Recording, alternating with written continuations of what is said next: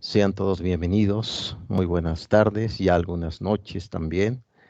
Hace un poco de calor por estas tierras, no sé por allá cómo estará el clima. Sin duda alguna podemos decir que pues el cambio es muy evidente. Fíjense que me gustaría empezar esta segunda clase de historia de las religiones con una frase de un presocrático llamado Heráclito de Éfeso, filósofo griego. Él llegó a decir que la única certeza que tenemos es el cambio. Él le llamó esa palabra en griego pantarrei, todo cambia, todo fluye. Pues bien, dentro de este concepto de fluidez vamos ya a analizar el día de hoy lo que va a ser el mantra del hinduismo. Vamos a ir un poco en el tiempo. También nos vamos a ubicar también en la cueva de Altamira en España. ¿Qué pasó ahí? ¿Qué descubrimiento hizo una niña de 8 años? ¿No? Imagínense una niña, un gran descubrimiento que hizo. Lo vamos a ver ahorita. Vamos a ver también qué fue el oráculo de Delfos dentro de la cultura politeísta también, de la cultura griega. Vamos a ver también de qué fue la figura de los niños en el mundo espartano, de Esparta, que esa palabra significa ciudad vacía, en griego, Esparta. Pues bien, bienvenidos nuevamente, pues me da mucho gusto que estén aquí en esta tertulia, en este diálogo socrático. Y vamos a ir dialogando poco a poco. El día de hoy ya hice algunas modificaciones en la plataforma. Veo que no los está sacando, jóvenes. Veo que siguen ahí pendientes.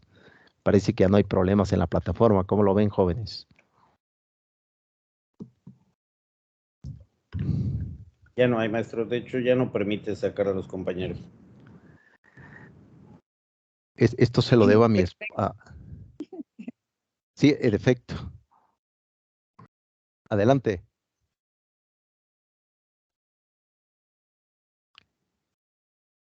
Sí, en efecto, como comenta ahí, también su compañera se quedó como a mitad de la argumentación. Sí, bueno, se lo debo a mi esposa que me enseñó un poco cómo moverle aquí y ya, pues, el control lo tengo yo. Entonces, yo creo que ahí vamos a ir organizando todo este tipo de estructuras. Muy bien, ya vimos Buenas noches. ya. Muy buenas noches, ¿cómo has estado? Bien, gracias, profesor. Qué gusto. Igual, qué bueno que nos acompañes, ilustra, al igual que tus compañeros. Ya les había comentado inclusive que ahora la materia de fe y mundo contemporáneo no va a haber entregables. Hay una autoevaluación, es la nueva metodología pedagógica. Por eso mismo tenemos clase todos los jueves de historia de la religión y vamos a terminar hasta el siglo XXI con las sectas, ¿no? La cienciología, por ahí un poco la nueva era, Nixius. Vamos a terminar ya con la secta y qué está pasando, ¿no? Con ese concepto sincretista, como se le dice, es decir, división, ¿no? Entonces lo vamos a revisar. Pues bienvenida, ilustre Ramos, bienvenida. Bien, vamos a tener materia ya. Perdón, profesor, es que creo que tengo el nombre de mi hijito. Soy Ercilia Burguete. Ahorita No, lo cambio. no andamos tan errantes, ilustre, estamos dentro de la familia, ¿no? Muy bien. Pues bien, apreciables estudiantes, recuerden que en las autoevaluaciones les estaré enviando un mensaje de voz de cómo les fue, felicitándolos. Algunos han hecho muy buena autoevaluación. Recuerden que hay un calendario de actividades por el cual no se precipiten. Vayan trabajando poco a poco, leyendo sobre todo, y lo vamos a ir complementando con esta historia de las religiones. Recuerden que todos los jueves lo estaremos haciendo en esta hora. La grabación se los estaré enviando para que pues le echen un vistazo. Bien, pues entremos en materia ya. Haciendo un poco reminiscencia, recuerden que la palabra reminiscencia viene de la teoría de Platón. Platón fue un griego del siglo IV antes de Cristo. Ahorita lo vamos a ver porque él fue el creador, que es por ahí seguro, pero es muy sospechoso que haya tomado ideas de algunas filosofías orientales, como es el caso de el concepto de la reminiscencia. ¿Qué significa en lenguaje español? Volver a recordar. Esa es la reminiscencia, volver a recordar lo que ya se vivió, ¿no? Se justifica, por ejemplo, el concepto de la reencarnación, que ahorita lo vamos a ver ya en el hinduismo y en el budismo. Bien, haciendo reminiscencia, como les comentaba, Ya vimos que es la etimología latina de religión, religare, que viene del latín clásico, lo tomamos de San Agustín de Hipona, que significa unir, volver nuevamente entre lo que es el ser humano y lo que es la divinidad. Claro está que aquí sabemos muy bien que el humano, evidentemente y racionalmente podemos decir, que no es tan simple como pensábamos. Por ahí surgió todo, bueno, se convirtió también en una secta del siglo XIX llamada el positivismo. Recuerden que uno de los fundadores fue Saint-Simon y luego lo toma Augusto Comte. El positivismo reduce al sujeto en simple materialidad, que lo va a tomar el marxismo con el siglo XIX, el propio Carlos Marx, el propio Antonio Gramsci y el propio también Feuerbach. Pero sabemos muy bien que una de las pruebas de decir que no somos simplemente materia son las ideas. Ahorita lo vamos a ver. ¿Qué son las ideas? Pues son abstracciones. El objeto en sí, sabemos ya filosóficamente que el objeto posee verdades también. Por ejemplo, un sólido, espacios, fuerza, etcétera, ¿no? Entonces, en dudar que un árbol no pesa, pues voy y es imposible levantarlo. Es decir, el objeto posee verdades. A eso se le dice epistemología. La epistemología estudia el conocimiento entre el objeto y el sujeto. ¿Quién define a quién? Pues el sujeto debería de definir el objeto, pero sabemos muy bien que en este siglo XXI todos tenemos deudas y creo que nos define el objeto del dinero a nosotros mismos, ¿no? Tenemos placeres, etcétera, ¿no? Pues bien, habíamos visto ya esa perspectiva. Recuerden, tenemos ideas abstractas en la mente. Si todo fuera materia, ¿dónde están las ideas? ¿Dónde están los sueños? ¿Dónde están aquellos sentimientos que todos tenemos? Los recuerdos, ¿dónde están depositados?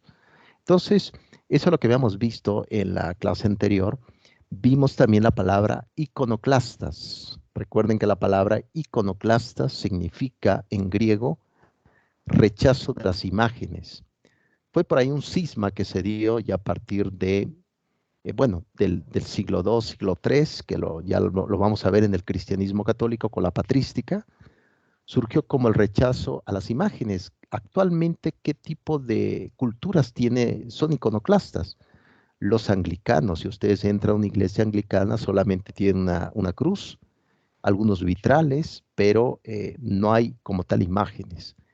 Entra a una iglesia ortodoxa rusa, que fue la separación a partir del siglo X de nuestra era, lo vamos a ver en su momento, en la época de la Edad Media. Ellos pues simplemente tienen iconografías, como tal no tienen figuras, ¿no? Los cristianos también tienen un rechazo a las imágenes y a eso se le llama iconoclastas, ¿no? El rechazo a eso ya lo habíamos visto anteriormente. Muy bien, prosigo. Cualquier, cualquier concepto que quieran decir, adelante, jóvenes. Bien, también uno de los temas importantes que ahorita vamos a ver el periodo paleolítico. Vamos a ver esta etapa viendo el punto de vista antropológico dentro de las religiones. Vamos a ver el concepto paleolítico que va de la mano inclusive con el tema de los polis, de lo mucho, ¿no? Actualmente se habla de poliamor, ¿no? Entonces, en esta nueva era que vivimos, poliamor, todo el mundo quiere amar, ¿no? A cualquiera, ¿no? Poliamor se conoce actualmente. Pero dentro de la religiosidad, el politeísmo, vemos que es la creencia de prácticamente de muchas deidades.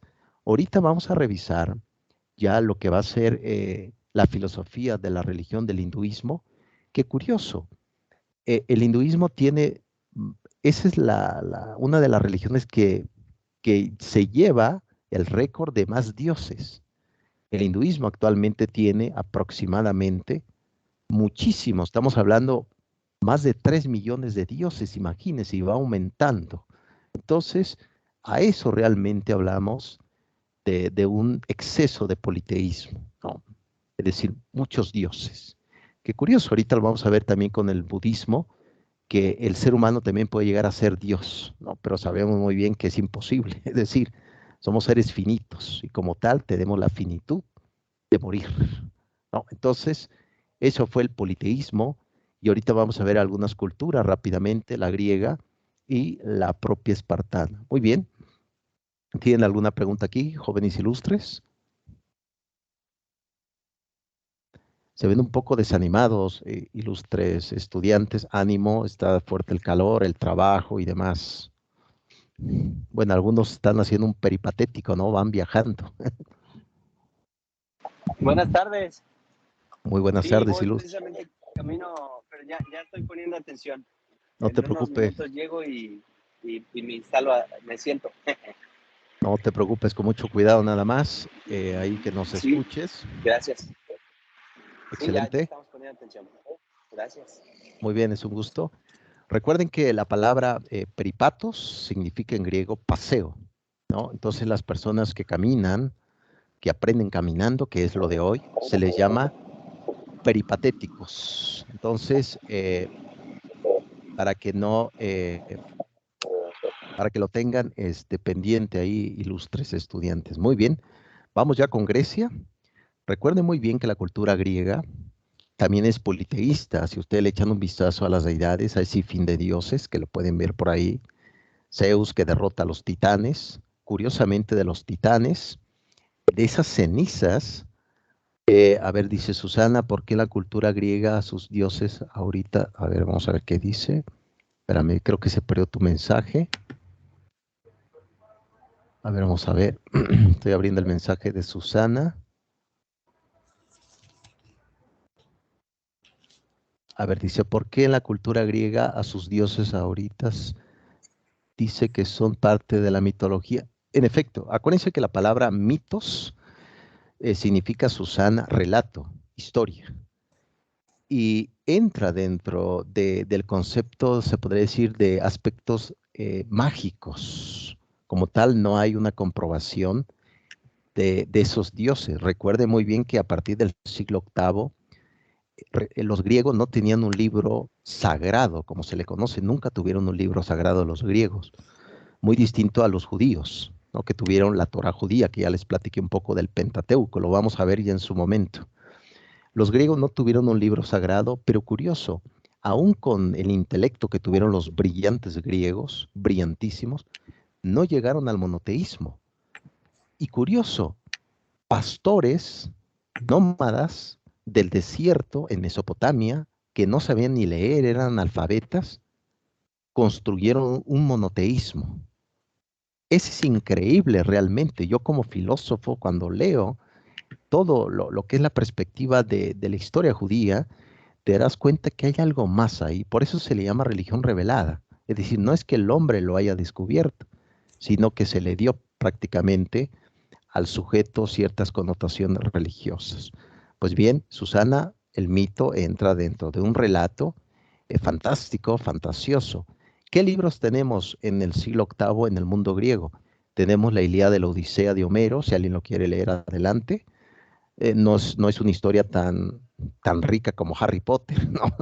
Pero yo deduzco que puede ayudar para ir comprendiendo de qué va la Ilíada de la Odisea en esta guerra entre Troya, etcétera, Aquiles, Héctor, donde se va generando una historia también de secretos y también el viaje de Odiseo que realiza a Atenas, donde le agarra una gran tormenta. Y curioso, ahí viene una gran metáfora donde Odiseo pasa cerca de una isla y escucha cantar unas sirenas y él dice que lo amarren al barco, porque ¿cuál tenía el efecto de la sirena? Las sirenas cantaban muy hermosas, pero cuando te acercabas perdías la vida, te devoraban. Díganme ustedes, jóvenes ilustres, actualmente en el siglo XXI, ¿cuáles son los cantos de sirenas que te ayudan, te acercan y luego te atrapan y ya no te sueltan? Díganme ustedes cuáles son las sirenas del siglo XXI, como comentaba Homero. Canto de sirenas, ¿no? Impresionante realmente. Bien, entonces eso fue el propio Homero. Y también hay otro poeta llamado Hesíodo, que tiene por ahí algunas obras, Los trabajos y los días y la Teogonía. La obra de la Teogonía ahí narra precisamente la historia de los dioses. Recuerden, por ejemplo, Zeus, el propio, el padre de Zeus, eh, Cronos, el dios del tiempo, iba devorando a sus hijos. Una vez naciendo sus hijos, los iba devorando. Cronos era, bueno, su esposa de Cronos era Gaia, que se asocia con la tierra, la diosa tierra. Recuerden el politeísmo, ahí está. Es decir, el mundo es un dios también para el mundo griego. Cada vez que nacía un hijo para Cronos, lo iba devorando. Y su madre, pues, prácticamente, y de hecho ahí aparece una gran historia. Curioso, su madre le pide a uno de sus hijos eh, que haga algo, que no siga matando a su hijo, a sus hijos. Entonces, uno de los dioses, toma una espada y le corta los testículos a su padre, Cronos, y ese testículo cae ensangrentado en el río y empieza a hervir. Y de ese hervor salió Afrodita, la diosa del amor. Por eso los griegos asocian el amor con el dolor. Oh, fantástica analogía, ¿no?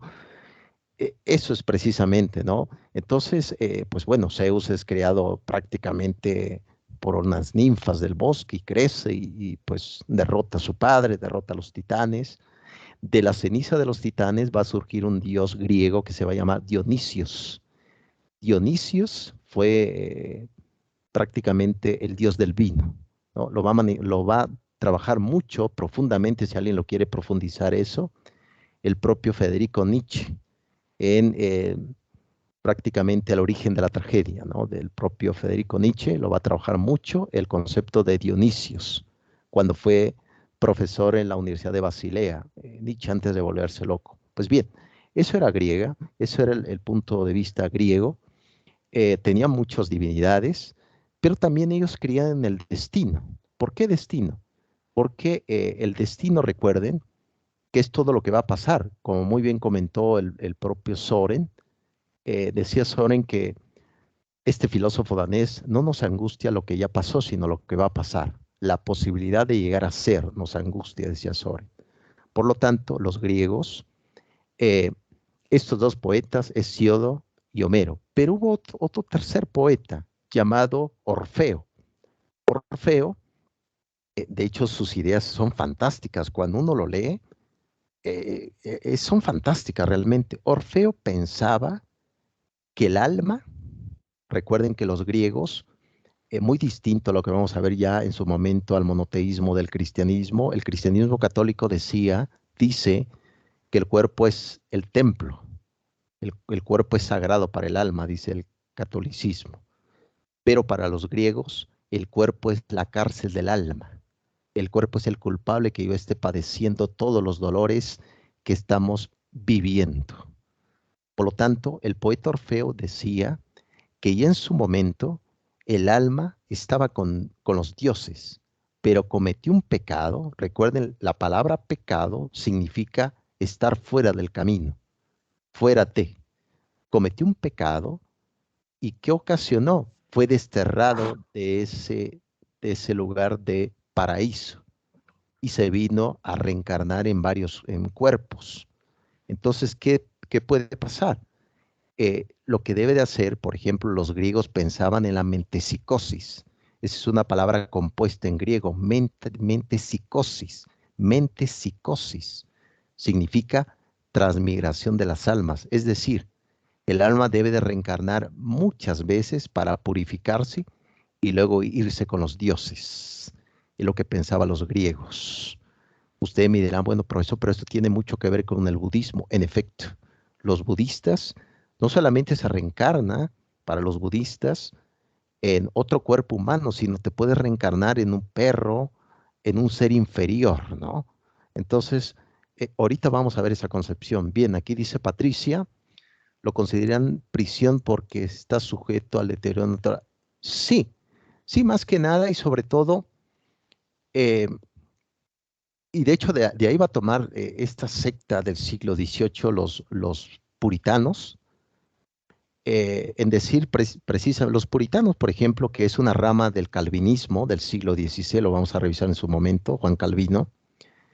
Por ejemplo, los pietistas y los puritanos dicen que la materia es mala, el cuerpo es malo, todas las pasiones que yo siento provienen de esa materialidad. Por eso los griegos decían que el castigo, ¿qué es? El mundo. El mundo es el castigo por haber desobedecido, generado cierto cisma entre los dioses y el ser humano. Cuando veamos ya en profundidad el libro del Génesis, el primer libro del Pentateuco judío, de la Torá judía, vamos a ver que ahí en el paraíso va a haber dos árboles, el árbol de la sabiduría y el árbol de la vida, ¿no? Entonces por ahí va a haber un concepto también de Yahvé, como se dice en griego clásico, Yahvé. Jehová está mal interpretado, la palabra correcta es Yahvé, el Señor. Le dice precisamente a los primeros padres dentro de la Torá judía que no deberían de comer ciertos frutos del paraíso, ¿no? Entonces ahí va a aparecer algo interesantísimo que lo vamos a ver en su momento, no me quiero adelantar. Pero para los griegos la materia es mala, totalmente. Más si tienes deudas bancarias, ¿no?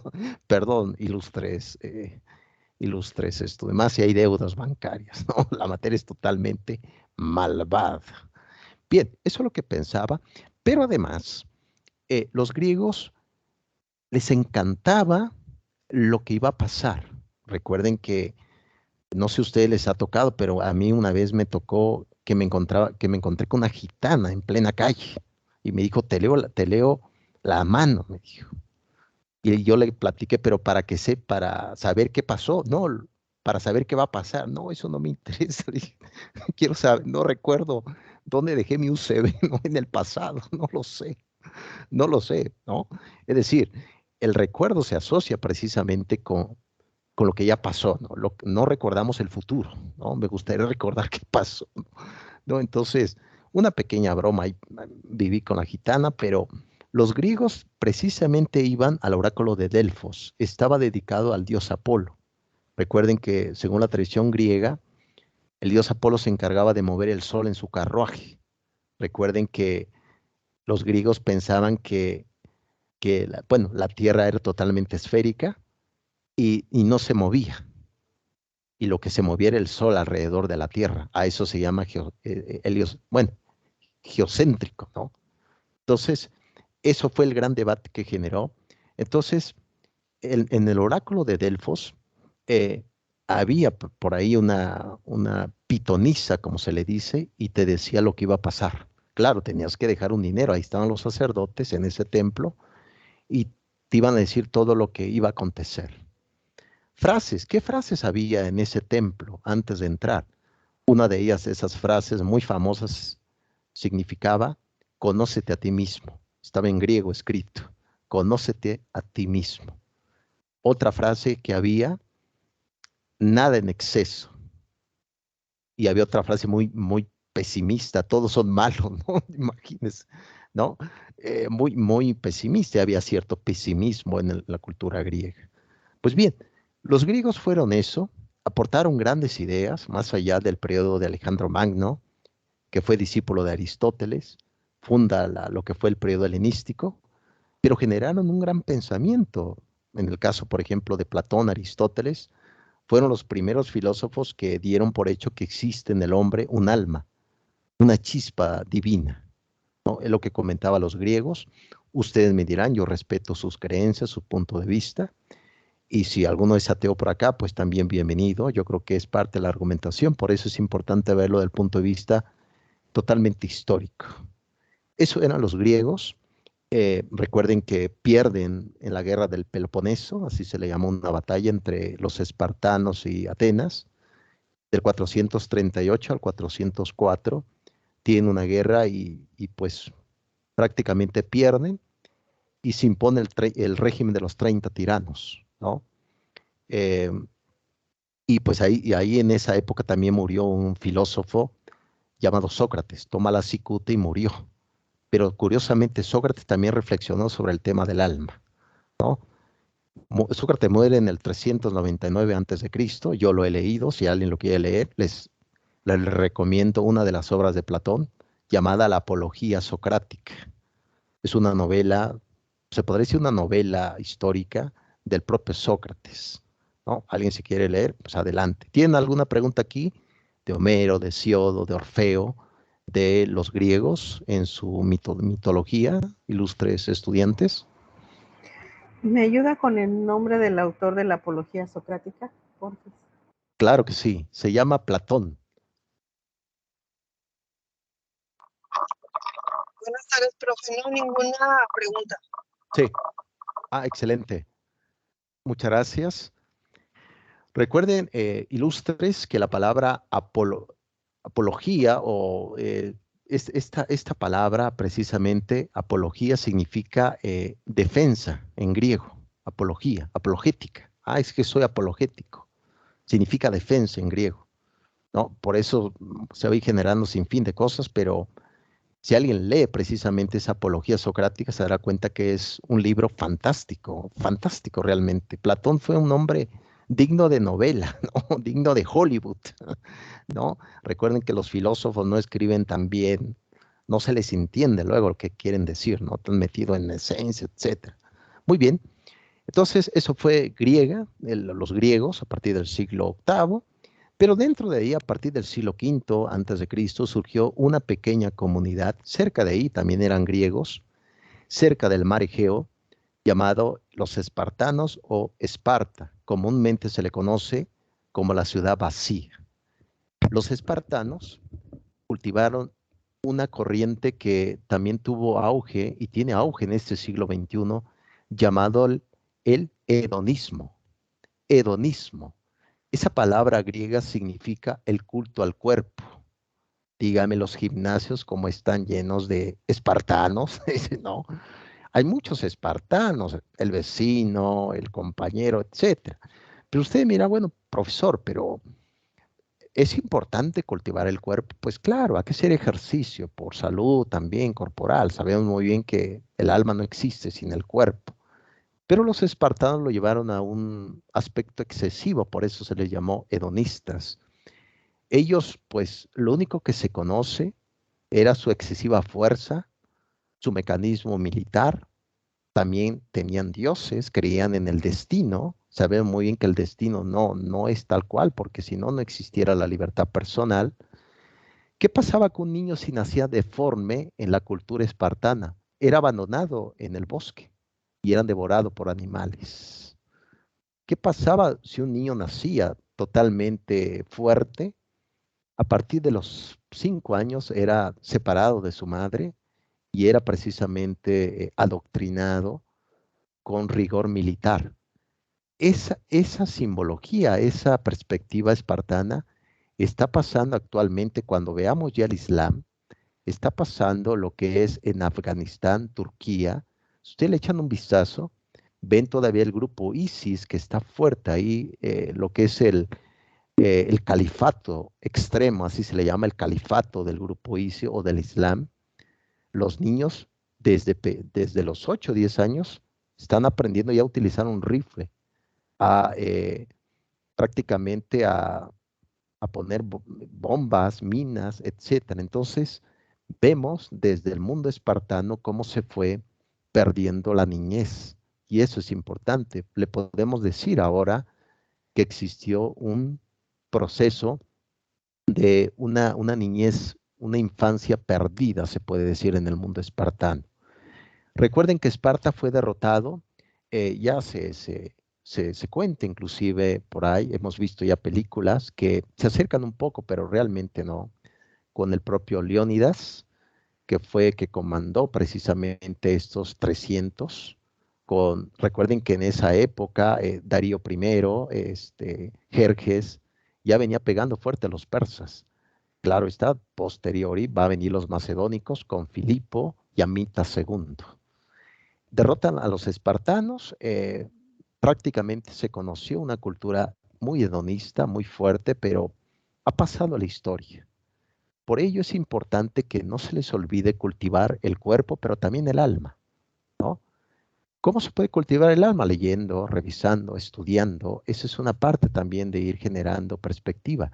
Díganme ustedes, jóvenes ilustres, si una buena conversación, ¿a poco no es rica en un bar, en una fiesta, con amigos? Una buena conversación. Luego te encuentras con cada persona que dices tú, mejor hablo conmigo mismo, ¿no? Un soliloquio personal totalmente, ¿no? Mejor dialogo con mi yo, ¿no? Mi yo interior. Recuerden también que Platón, dentro de esta cultura griega, de estos politeísmos, de muchos dioses, pensaba que la superioridad, Platón fue un racista, déjeme decirle, en su libro de la República, que son 10 libros, para los que empiezan a estudiar filosofía, ven el libro de la República y dicen, este es la 4T, ¿no? Este es el mejor libro, ¿no? Para la 4T, etcétera. Perdón, ilustre, me estoy metiendo un poco de política, pero es un poco de humor filosófico. ¿Ves? El libro de la República son 10 tomos, dices tú, ¿este es el mejor libro? Pues no. Platón ahí hace una división y propone matar a los discapacitados. Fíjense, imagínense, matar a los... Y dice que los blancos deben de gobernar. Para Platón, la educación está en la piel. Entre más blanca es una persona, mejor es virtuosamente. Aguas con un racismo por ahí. Aguas por ahí. Por ahí dice Patricia, considero que desafortunadamente el interés por adquirir conocimiento va en decadencia. En efecto, cada vez los temas de conversación son más, sí, más líquidos, ¿no? Platón versus nazi, un poquito así, ¿no?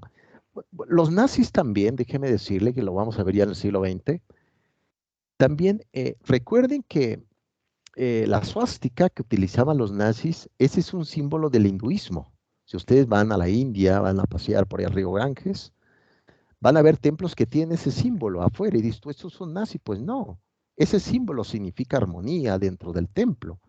El nazismo tomó un poco del eclecticismo. Recuerden que la palabra ecléctico significa en griego tomar de muchas partes, ¿no? Al final de cuentas no tienes definido una sola idea, tienes muchas ideas. Pero precisamente lo que comenta Patricia es que sí, hay un filósofo, le recomiendo ampliamente un libro, si alguno ya lo revisó, pues simplemente reafirmo, fue de un polaco llamado Zygmunt Bauman, del siglo XX, también del siglo XXI, Zygmunt Bauman. El libro se llama Amor líquido, la fragilidad de los vínculos humanos, de Zygmunt Bauman. ¿Qué es la liquidez? No hay certeza, no hay opiniones, todo es pasajero, todo es ligero, no hay claridad, todo el mundo es vacío, decía Bauman. Si alguien debería tomar decisiones por nosotros, no lo está haciendo, como es un gobierno. ¿Qué propone Bauman? Tomar la batuta de tu propia vida. En pensar que alguien va a solucionar tu problema de la vida, pues yo creo que estamos un poco equivocados, ¿no? Entonces, vamos a ver, recuerden que también la palabra ario viene del hinduismo, que asociaba con un tipo de tribu, con los Vedas, que lo vamos a revisar en un momento más, y no tenía nada que ver con el superhombre. Recuerden que también por ahí hay un libro de Nietzsche llamado El superhombre. Nietzsche no fue nazi, por ahí si alguien dice, es que profesor, Nietzsche no fue nazi. Su hermana Elizabeth fue el que convirtió a su hermano en nazi, de hecho invitó a Hitler a ir a su casa, pues para sacar billete, ¿no? Me imagino, necesitaba dinero, ¿no? Entonces Nietzsche antes de morir le dijo a su hermana, ¿sabes qué? No me publiques mi último libro, quiero que quede ahí en el cuaderno. Y una vez muriendo Nietzsche lo publicó una semana después, ¿no? El libro se llamó La voluntad de poder. O sea, si quiere leerlo, pues adelante. Recuerden que Nietzsche sufría problemas de espalda, no podía estar sentado mucho tiempo, por eso si ustedes le echan un vistazo a sus textos, son pequeños párrafos, porque escribía, recuerden, era mesa de madera, silla de madera, un lugar incómodo, por lo tanto escribía y luego se acostaba, escribía y luego se acostaba. Qué vida, ¿no? Pero bueno, eso lo vamos a ver más adelante, me estoy saliendo un poco, es un poco de paréntesis, pero sí, efectivamente, Patricia, tienes toda la razón, necesitamos un poco más de contenido. Platón también, hay un libro de Karl Popper, un filósofo inglés, yo lo aprecio mucho, Karl Popper. Él tiene un libro que se llama Los enemigos de la sociedad abierta. Si alguien lo quiere leer, adelante. Los enemigos de la sociedad abierta, de Karl Popper. Bueno, de hecho fue Sir, miembro de los caballeros. Ahí habla de Platón, que fue el enemigo de una república, en efecto. Bien, esa era la vida de los espartanos. el mundo hedonista. ¿Tienen alguna pregunta, jóvenes ilustres? No se amontonen tanto porque puede explotar esta plataforma. Tengan mucho cuidado. Mi compu puede explotar ahorita.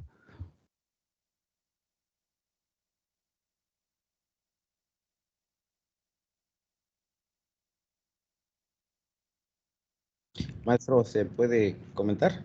Adelante, adelante, es para eso, adelante. Sí, gracias por la referencia general, está muy interesante. Me gustaría tal vez puntualizar un poquito respecto de Platón y la vigencia, ¿no? De la vigencia de planteamientos tan antiguos, ¿no? Por ejemplo, el idealismo que plantea Platón, el de que el hecho que hay una idea, y eso nos hace críticos, ¿no? De que hay una idea que está detrás de todo. Y lo que habla de la reminiscencia es que, bueno, Platón creía que nosotros no llegamos a aprender, o sea, que las cosas ya existían previamente y nosotros llegamos a recordar las verdades que en esencia se encuentran por encima del mundo material, de lo que está en el mundo ideal, que es lo que nosotros venimos a recordar el mundo ideal que ya conocíamos previamente, ¿no? Entonces yo creo que si algo podemos rescatar en la sociedad actual sería el ser críticos en decir cuál es la esencia de las cosas, cuál es la idea primigenia que da el origen a todo esto, qué es lo que está detrás de un objeto o qué es lo que está detrás de un sistema, cuál es la idea que lo conforma y en ese sentido poder hacer un razonamiento crítico, ¿no? Al respecto. Yo creo que esa parte del idealismo a mí en lo personal me llama mucho la atención. Solo quería comentar eso, tal vez. Excelente, como siempre, ilustre estudiante. Sí, Platón fue idealista. De hecho, por ahí tiene una pequeña frase que dice así: cuando nací lo sabía todo. En cuanto fui creciendo lo olvidé, ¿no? Yo creo que en el tema, por ejemplo, de América Latina, aplicando un poco su religiosidad platónica, lo que no debemos de hacer es no olvidar, ¿no? Es decir, los ciudadanos en México, en América Latina, viendo un punto de vista práctico, la idea de los griegos, es tener también siempre en vigencia todos aquellos errores que no deberíamos de volver a cometer, ¿no? Fíjese que a partir del siglo X, lo vamos a ver en su momento también, una secta llamada cátaros, así se le llama, cátaros. Esa palabra significa puros, así eran llamados los cátaros.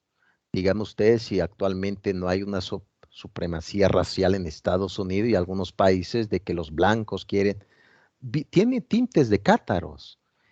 Lo que sí hemos dicho es que la piel no define quién eres, define las virtudes, define tu punto de vista y eso nos hace superiores a alguien que tiene muchos vicios. Adelante, ilustre, te escuchamos. Perdón, no es para querer interrumpir ni contradecir, solo es para complementar todas Sí, las ideas que usted planteó. Llama mucho la atención cómo después de que con la teoría de la evolución muchas de estas ideas y conceptos, como por ejemplo lo de los espartanos, se vieron reforzadas con lo que le llamaron el darwinismo social, ¿no? De que si había personas que ahora sí que eran más subdesarrolladas o que estaban pobres, el único concepto inclusive que lo justificaba es que pues ni modo, les tenemos que dar aire, ¿no? Y como inclusive en el nazismo se alentó, ¿no? La castración de personas con alguna discapacidad, inclusive el llevarlos a campos de concentración para el exterminio, ¿no? Personas indeseables dentro del sistema. Y como en el mismo nazismo generaron esa teoría de que ellos venían de la India, a través de esa tribu aria, ¿no? De los arios de la India, para decir es que nuestro origen es noble, ¿no? Porque ellos tenían como que querían buscar un origen más antiguo y más noble a lo que sería su origen. Entonces ellos habían venido del norte de la India, de esas tribus blancas de los arios de la India, que hay algunas analogías en la historia de hindú, ¿no? Entre el rey blanco y el rey negro, entre las mismas castas de la India. Y yo creo que fue parte de decir, este es un origen histórico más noble, a decir que fuimos tribus o que estuvimos mezclados con algunos otros o europeos que no venían del este de Asia, ¿no? O desde el Próximo Oriente, ¿no? Entonces, inclusive mandó Hitler a algunos arqueólogos a esa zona para tratar de justificar todas esas teorías. y tratar de decir por esto somos mejores, ¿no? Entonces, es muy interesante cómo van variando en diferentes periodos de la historia y se tratan de ir justificando. El ser humano creo que va construyendo esa ideología moral para decir, por esto estoy haciendo las cosas, ¿no? O es justificada mi actuación, inclusive para lastimar o denigrar. Y no sé si algún día vamos a hablar, por ejemplo, del libro Mormón, donde dice que castigan a los primeros americanos, que eran una de las tribus perdidas de Israel, y los hacen morenos, ¿no? Por un castigo de Dios, ¿no? Entonces, tal vez podría referenciarse algo así, ¿no?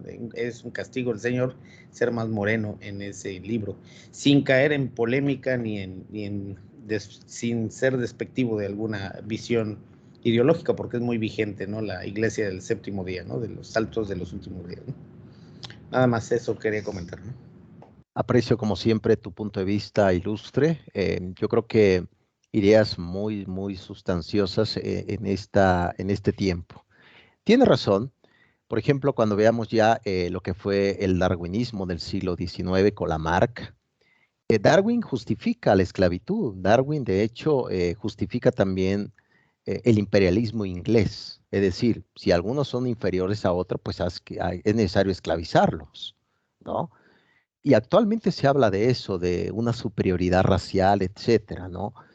Y por ahí también se va a hablar de una pedagogía del oprimido, etcétera, ¿no? De todo esta gran dificultad que existe.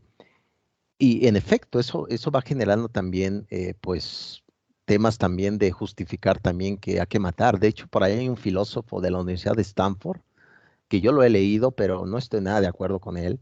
Él propone inclusive la eutanasia, es decir, propone a partir de los 60, 70 años, alguien que ya esté en esa edad, pues pasa a morir, ¿no? Propone, este filósofo se llama Peter Singer, ¿no?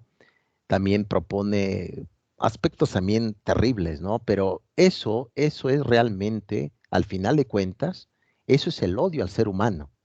Eso nos indica precisamente el odio hacia la naturaleza humana, ¿no? Entonces, sin fin de cosas, estas extrañas, como pueden ver, la religión puede tener un gran impacto positivo en lo social, pero también negativo.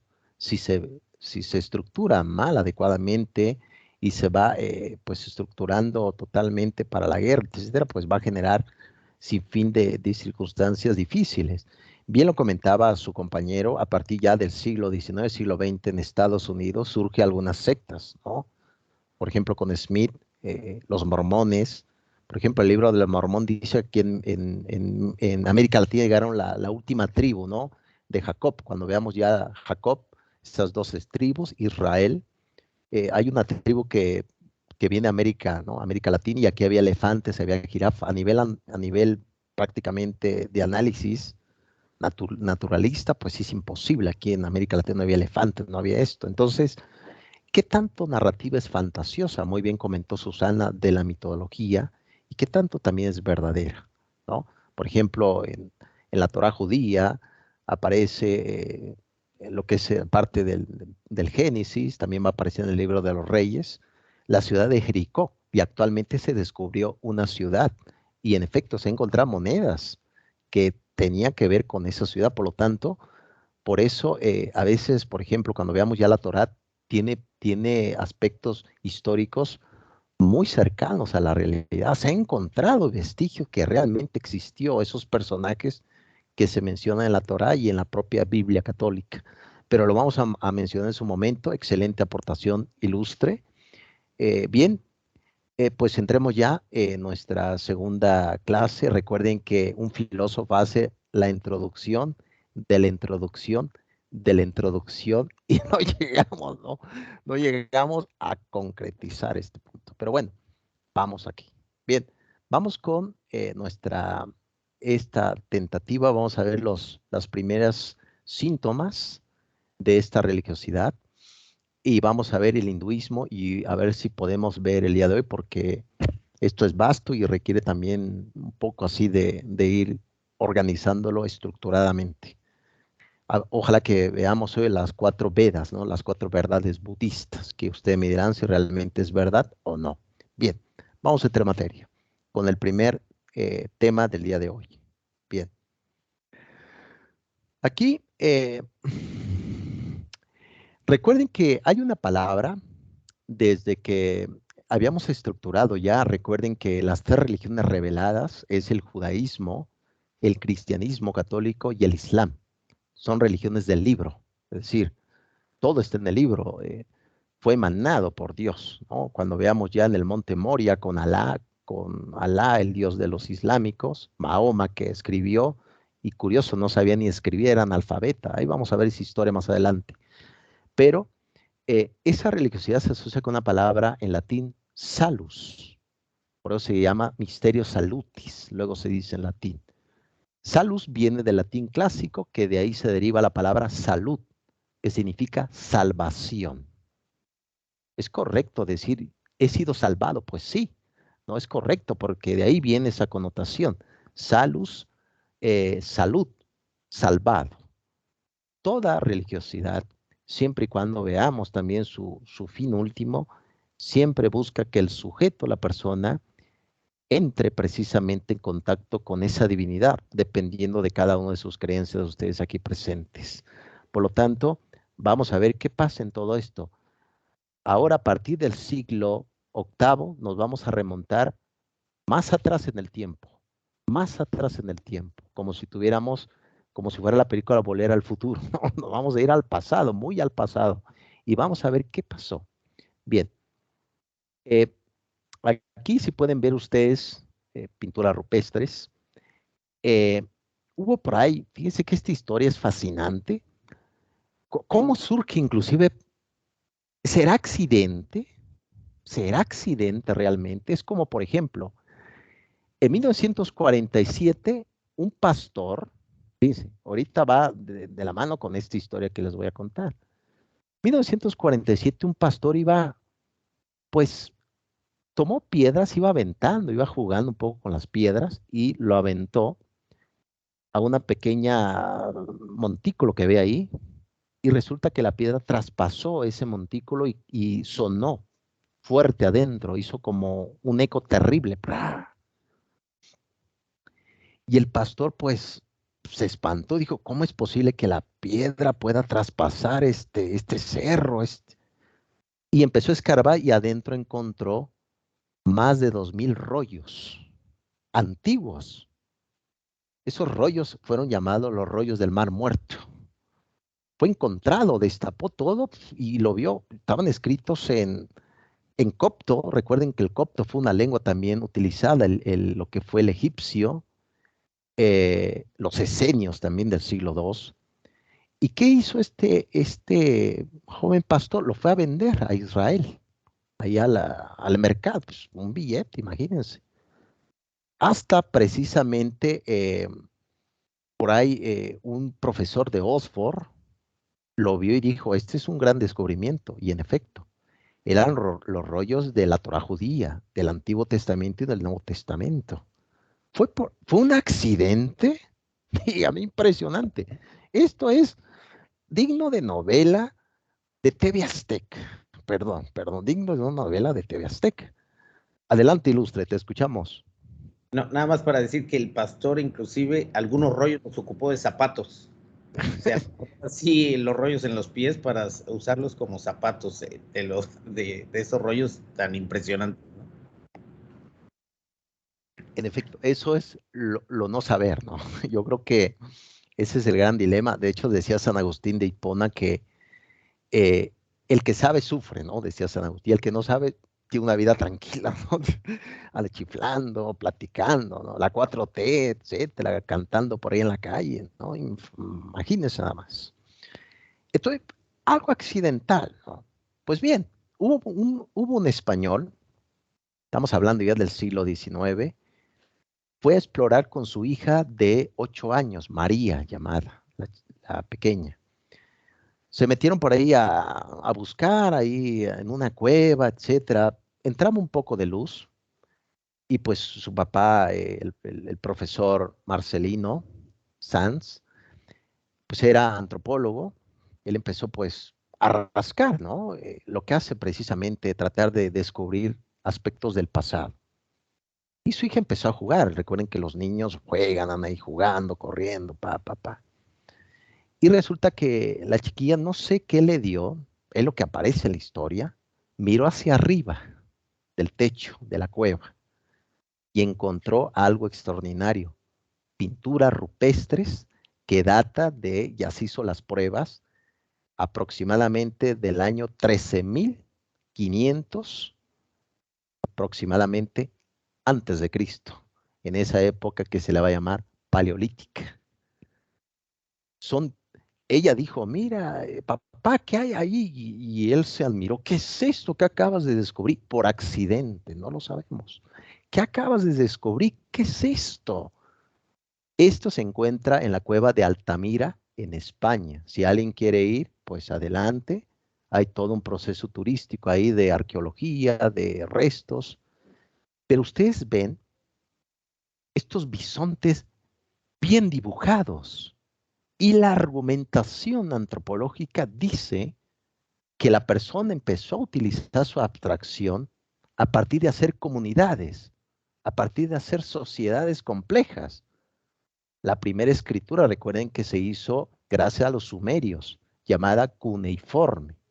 Cunios viene de cuña, ¿no? Utilizaban la cuña para escribir, es decir, era de derecha a izquierda, como escribían los árabes, los propios judíos.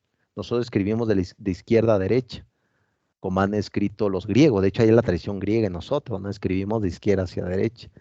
Pero esto fue un gran descubrimiento. Búfalos. Es claro que el que dibujó todo esto no tenía el búfalo enfrente. A ver, quédate ahí parado, búfalo. A ver, Pepe, quédate unas 2 horas. Pues no. Había ya en esas tribus un proceso de abstracción y también de un mundo mágico. Pero también, como se comenta, un proceso matemático. Para dibujar algo debes de calcular bien el tipo de pintura, qué tanto vas a necesitar, qué proceso, todo eso. ¿Qué descubrimiento hizo una niña de 8 años llamada María en la cueva de Altamira en España? Brutal y tremendo. Ahorita vamos a ver qué significa esto. Adelante, Ilustre, te escuchamos. Parece que te voy a dar un punto extra, Ilustre. Es una promesa más. Hay que ponerlo en el chat para que no se le olvide. Oiga, nada más comentar, luego dijeron que por la posición de los pies de algunos de los dibujos, aparentemente los dibujaban después de cazarlos para poder captar el detalle, ¿no? Entonces, que eran los cadáveres de las presas ya cazadas y que por eso podían captar el detalle, y muchos de esos eran por cómo tenían las piernas, ¿no? Que no eran animales en pie, ¿no? Sino eran más ya empostrados, ya una vez que los hubieran matado, pues nada más como un comentario. Muchísimas gracias. Aquí creo que están en el chat. Muchísimas gracias, Ilustre, como siempre. Dice Merali, Yacer, dice punto extra para todo, muy bien. Aquí dice María, jajaja, muy bien. Creo que al menos estamos activos. Sí, tiene razón su compañero. Fíjese que hay un historiador, un antropólogo que yo lo he leído, tengo sus libros, de hecho, aquí en mi humilde biblioteca, llamada Mircea Eliani, un antropólogo de Nueva York. Mircea Eliani tiene un tratado en 5 volúmenes, historia de las creencias religiosas, ¿no? Entonces va analizando del Homo habilis, ¿no? Viendo el punto de vista muy materialista, el Homo erectus, y luego el anterior al Homo sapiens, el Neandertal. Entonces va analizando poco a poco este punto de vista y él describe qué función tenían las cuevas. Para empezar, las cuevas representaban un lugar sagrado, donde no todos podían entrar, solamente el iniciado. Recuerden muy bien, y lo dice el antropólogo Mircea Eliani, un joven, recuerden que en esa época paleolítica, estamos hablando de 13.000, 14.000 antes de Cristo, en la época del Homo sapiens, viendo el punto de vista materialista, un joven a partir de los 13 años, recuerden que no vivían mucho tiempo, morían muy jóvenes, como bien decía Stevenson. ¿Por qué? Por animal, enfermedad, etcétera. No tenían el que llegaba a vivir 30 años ya era una persona ya tremenda. A partir de los 13 años aproximadamente, el joven era iniciado en la vida adulta. ¿Con qué prueba? Tenía que entrar a una cueva. Imagínense además esa escena. de noche, con una fogata en la mano y entrando a esa cueva que se escuchaba ruidos extraños, algún diente de sable por ahí a lo lejos, un tigre, un león de las cavernas, un oso de cara pequeña, etcétera, ¿no? Esos monstruos de ese tiempo, para poder ir adentro y poder plasmar precisamente aspectos de religiosos, ¿no? Entonces, esto precisamente vemos del objetivo de las propias cavernas, de las cuevas. Eso es esa es como la primera comprobación que pasaba con ese mundo religioso. Segundo, esto lo comenta Jan Frisser. Recuerden, pueden leer el libro, se lo recomiendo ampliamente, se llama La rama dorada, de Jan Frisser, un antropólogo de Oxford.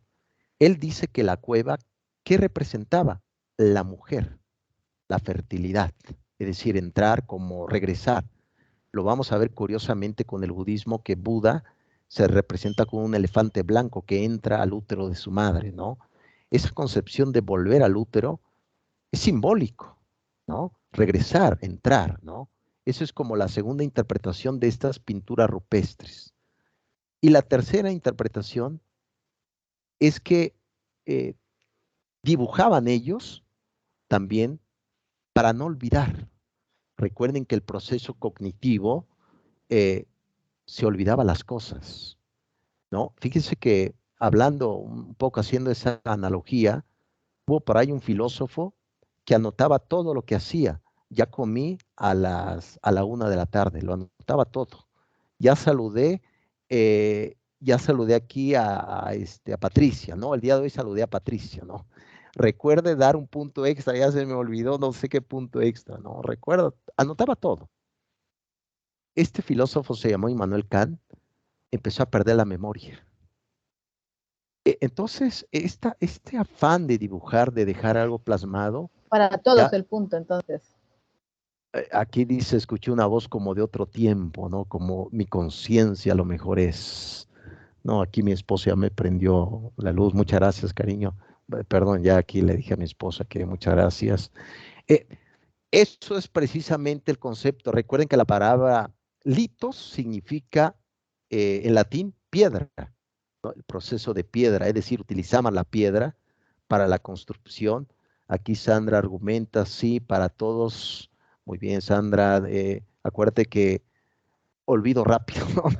¿No? Entonces, eso es precisamente el concepto de la cueva de Altamira. Ya hay muchas, hay pintura rupestre, échenle un vistazo, ¿cómo andamos? Pero entonces, esto significa, lo que les estoy comentando, que el proceso religioso del ser humano no data de la época del sedentarismo, va más allá. ¿Por qué el sujeto empezó a pintar? ¿Por qué empezó a hacer construcciones de piedra, totemismo, ¿no? Objetos hechos con madera?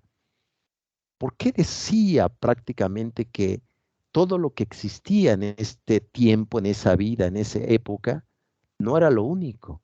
Recuerden, cada uno de los siglos, alguien ha dicho, inclusive lo dijo Hegel, cada uno de los siglos, para ese alguien es el mejor siglo.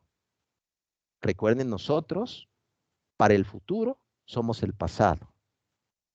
Nosotros somos el futuro para la gente del pasado, ¿no? Si somos el futuro, no votes, perdón, no votes, no votes. No, somos el futuro, no hagas esto, no lo hagas, por Dios. Pero increíble el concepto de la humanización. También el propio Mircea Eliane hablaba también sobre la figura del fuego. Recuerde muy bien que el fuego te daba la oportunidad de estar pensando un poco más. Imagínense esa escena, jóvenes ilustres de religión. Esa escena afuera en las praderas o cerca de una cueva, con un fuego encendido y se miraban las siluetas. ¿Qué estaban pensando? ¿Qué estaban imaginándose con lo poco que existía de los centímetros cúbicos del cerebro? ¿Qué tanto estaban pensando sobre en esa época? Algunos ruidos extraños a lo lejos, algún meteoro que pasaba. ¿Qué estaban pensando? Entonces, el fuego no solamente lo utilizaban para defenderse, sino también, acuérdense que la última glaciación se le llamó la glaciación de Wisconsin, en el año 30.000 antes de Cristo, ¿no? Lo utilizaban para prácticamente, había animales congelados, lo utilizaban para prácticamente, pues, quitar con el fuego ese hielo y poder comer los animales que habían sido congelados. Eso es la cueva de Altamira, con una pequeña de 8 años que le dijo a su papá, mira papá, ¿qué hay arriba? Impresionante. Adelante, Luce, te escuchamos.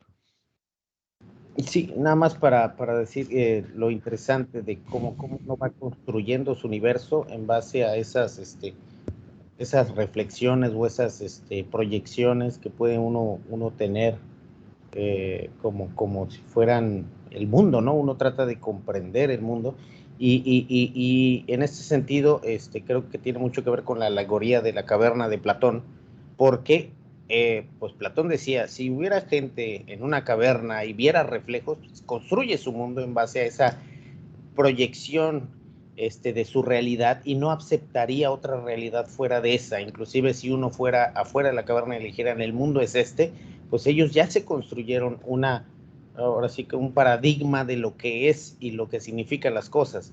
Entonces ahorita yo creo que en esa construcción de lo que los cavernícolas debieron de haber visto estos primeros hombres en esa caverna de lo que era su mundo, su universo y esa experiencia que interiorizaban y que trataban de interpretar y relacionarse con su entorno, pues era algo de lo que trataba de explicar Platón, de cómo uno se construye el mundo en base a las percepciones subjetivas, sensoriales y materiales de lo que ve, absorbe y da por cierto y real en esa interpretación de su entorno, ¿no? Entonces, por eso, inclusive a mucha gente que podemos decir, las cosas no son así, ya se construyó una realidad, ¿no?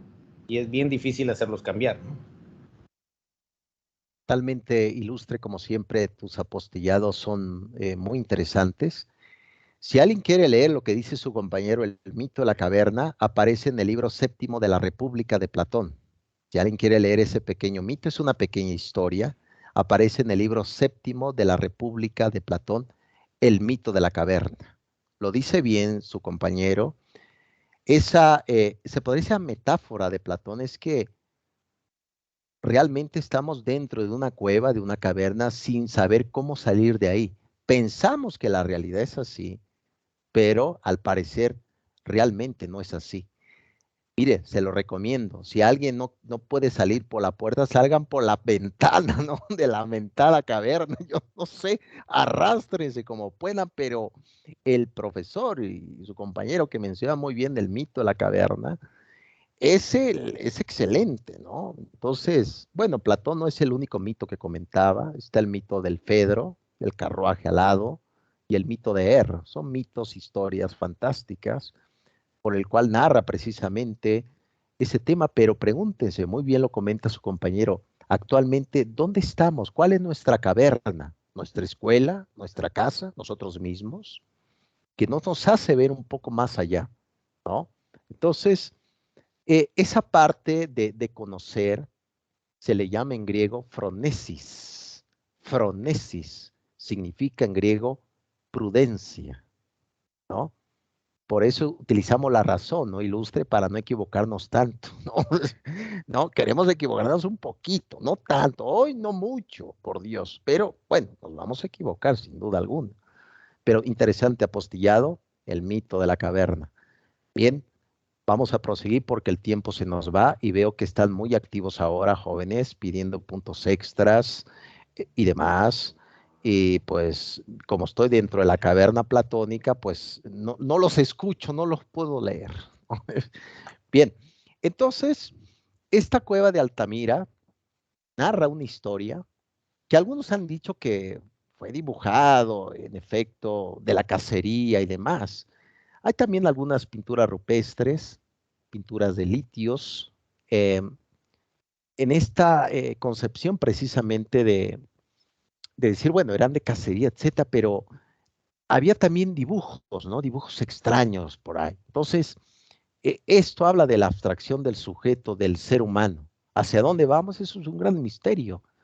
La religión nos da respuesta dependiendo de cada uno de su fe, pero yo como filósofo les puedo decir, me sigo preguntando, ¿cuál es el puesto, tomando esa obra de Max Scheler, cuál es el puesto del hombre en el cosmos? Entonces, eso es importante. Por lo tanto, la cueva de Altamira es un claro ejemplo del periodo paleolítico, que por ahí pueden ver la fecha. Estamos hablando del año 13.000, 14.000 antes de Cristo, ¿no? Vemos precisamente que esas catedrales del periodo paleolítico, vemos también expresiones de ideas, de sensaciones y también de deseos. Recuerden, había muchos deseos también. El hombre tiene deseos, también perspectivas y también cosas que espera.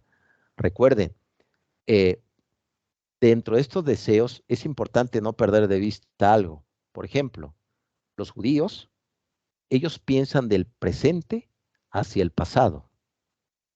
Recuerden esto. Ellos piensan el mundo del presente hacia el pasado. La vestimenta, las costumbres siguen siendo las antiguas anteriormente. Es como los mayas. Los mayas, cuando veamos ya estas culturas precolombinas, los mayas pensaban que el futuro ya había pasado. Muy distinto al mundo occidental, que pensamos que lo mejor va a venir, ¿no? Esa es la idea que tenemos, que lo mejor vendrá en el día de mañana. Pero ¿qué tal si ese mejor ya pasó? ¿Ya pasó la época de oro?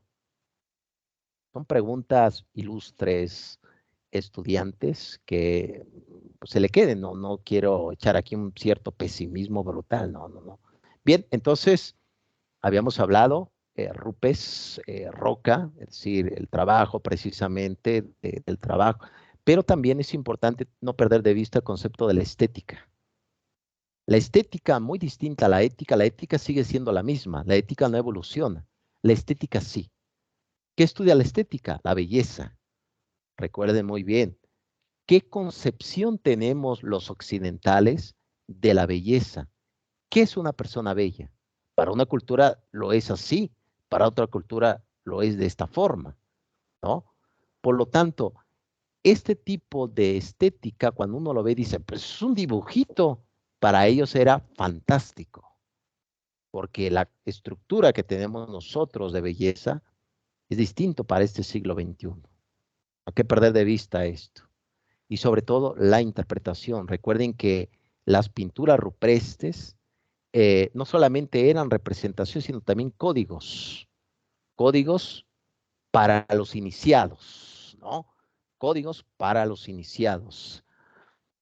Aquí dice Silvia, qué bueno que habla de los mayas, lo que quería preguntar sobre ellos y su cosmovisión. Claro que sí, ilustre Silvia, ¿quieres comentar algo? Puedes abrir el micrófono.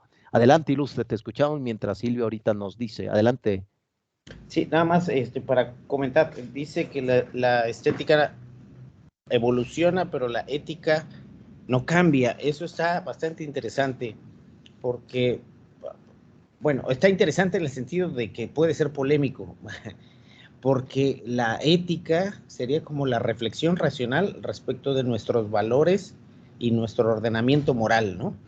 Así lo entiendo yo. Y por otro lado, en la taxonomía de lo que sería la filosofía, entiendo que la ética y la estética están dentro de lo que le llaman teoría del valor. O sea que los dos tienen juicios de valor, tanto la ética como la estética, y que por lo tanto, no sé ahí cuál sería su interpretación, maestro, al respecto de por qué son similares o caen dentro de esa rama, ¿no? No, nada más es más, por un lado, dudas, y por otro lado, creo yo que, bueno, no sé, la ética es como la reflexión ética, la reflexión racional de nuestros valores. Así lo entiendo, pero no sé, ilumíneme. Pues mira, no sé si te puede iluminar, pero te paso una linterna, ¿no? Aquí un poco para la reflexión filosófica. Tiene la razón su compañero. La ética se pregunta, ¿qué es lo que más nos conviene? Eso se pregunta la ética. ¿Qué es lo que más me conviene hacer? ¿Me convendrá comerme unos tacos al pastor, irme a ver el fútbol, etcétera? Eso es la ética, y la ética estudia lo que va a pasar. Siempre lo que va a pasar, no lo que ya pasó. ¿Cómo nos vamos a comportar mañana con los compañeros? Si el profesor va a poner punto extra. Aquí dice, jala por los tacos, ya dio hambre, en efecto. Eso estudia la ética, lo que va a pasar, ¿no? Pero al final de cuentas, todo el tiempo se le llama en latín imperativo categórico. El imperativo categórico lo tomo de Immanuel Kant. ¿Qué significa el imperativo categórico? Haz aquello, no lo hagas, haz esto, levántate temprano. Eso tiene que ver con el juicio de valor del sujeto. Por eso la estética se relaciona mucho con la ética porque todo el tiempo estamos haciendo juicios, ¿no? Esto me conviene, esto no. Es que te presento a mi novio, mamá. Oh, está feo como Sócrates. ¿Dónde lo tomaste? Lo traje de la caverna. No es posible, está muy feo. Pero tiene grandes virtudes, mamá. Date tiempo para que lo descubran. No, está muy feo. Mi factor de estética es así, etcétera. Eso es precisamente esa relación. Adelante, Ilustre, te escuchamos. No, nada más comentar, por ejemplo, eso del Sí. imperativo categórico de Kant, pero cae dentro de un debate, porque también estaban los utilitaristas que decían que lo bueno era lo que a la mayoría le convenía. Es decir, que había un factor de bondad agregada donde lo que era bueno para la mayoría era bueno en general para la sociedad, en el concepto utilitarista. Y Kant decía a través del imperativo categórico, no, que decía, no, lo bueno es cumplir tu deber o tratar de responder a los demás como a ti te gustaría que te respondieran. Es decir, tratar a los demás como a ti te gustaría que te traten. Pero a veces, si yo quiero que me traten con la verdad y que me digan que estoy feo, porque eso es lo que a mí me gustaría, pues los demás dirían en agregado que no, mejor miénteme, Pinocho, ¿no? Entonces, por un lado, como decía la mamá que decía, está feo, mamá, pero es bello por dentro, ¿no? Pues pélalo porque está muy feo.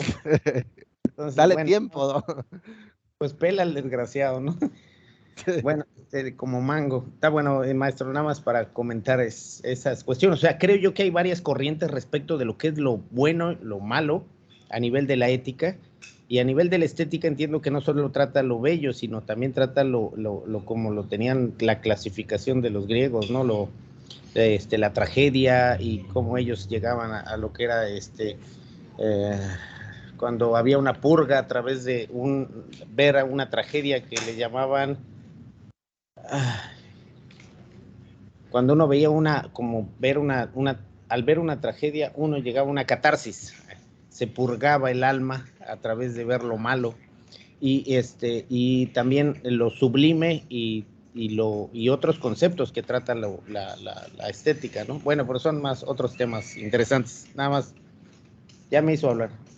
Un No, punto, por favor.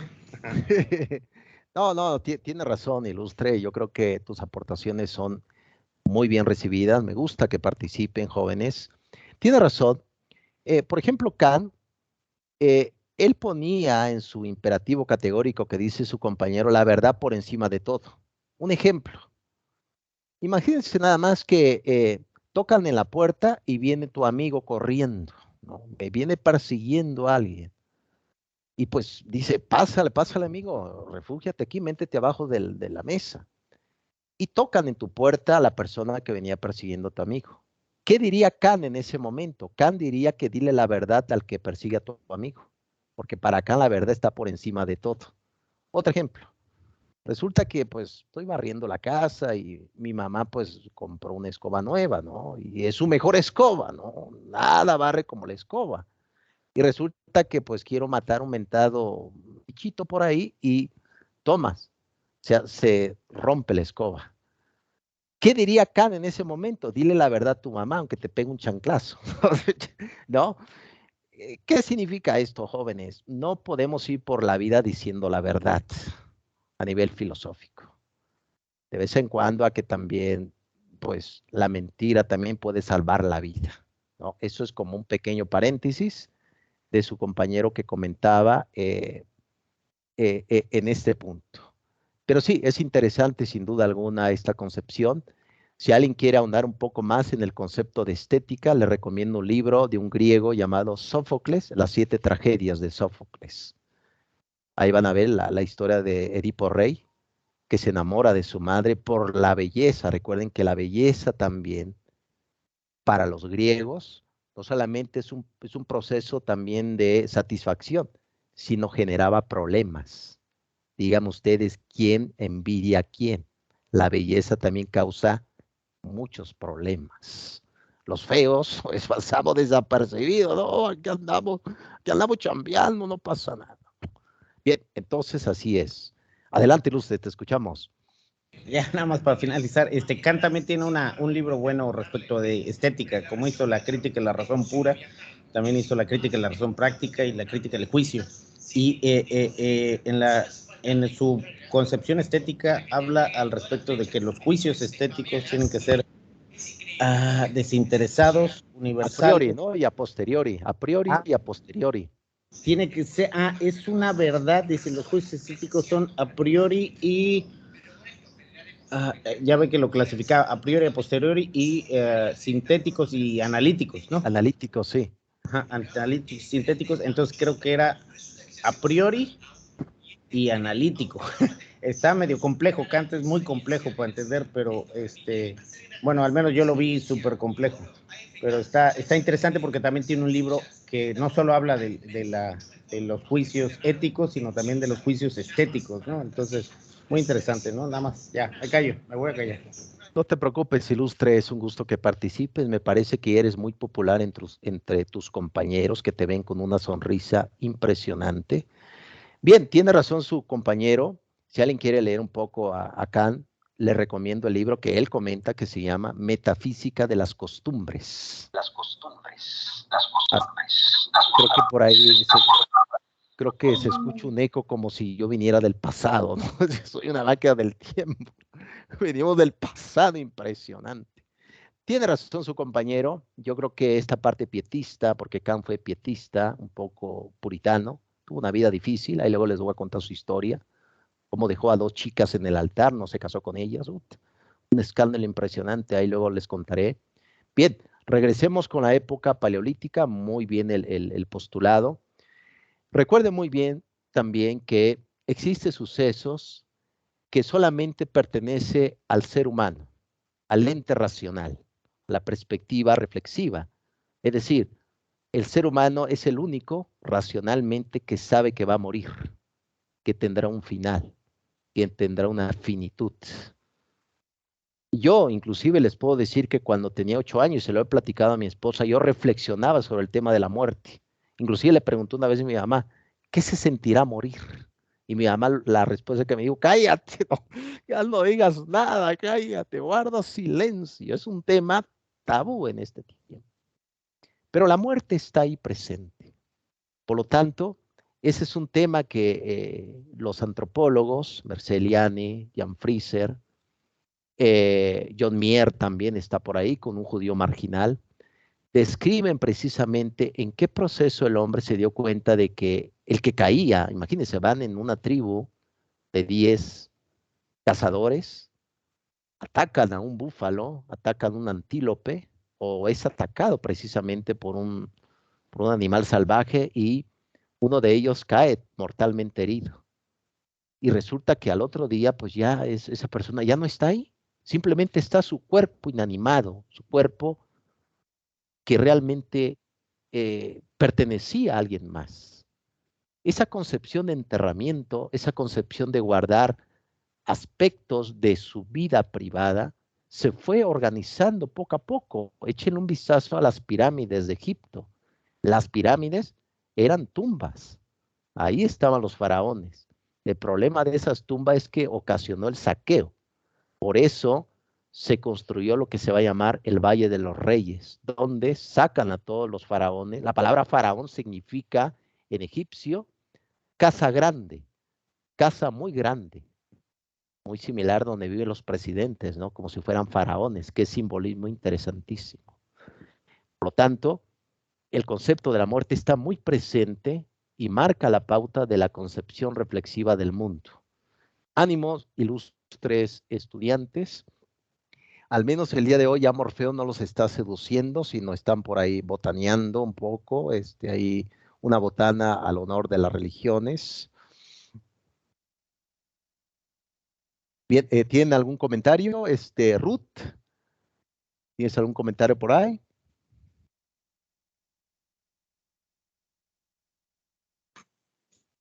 Buenas noches a todos. Buenas noches.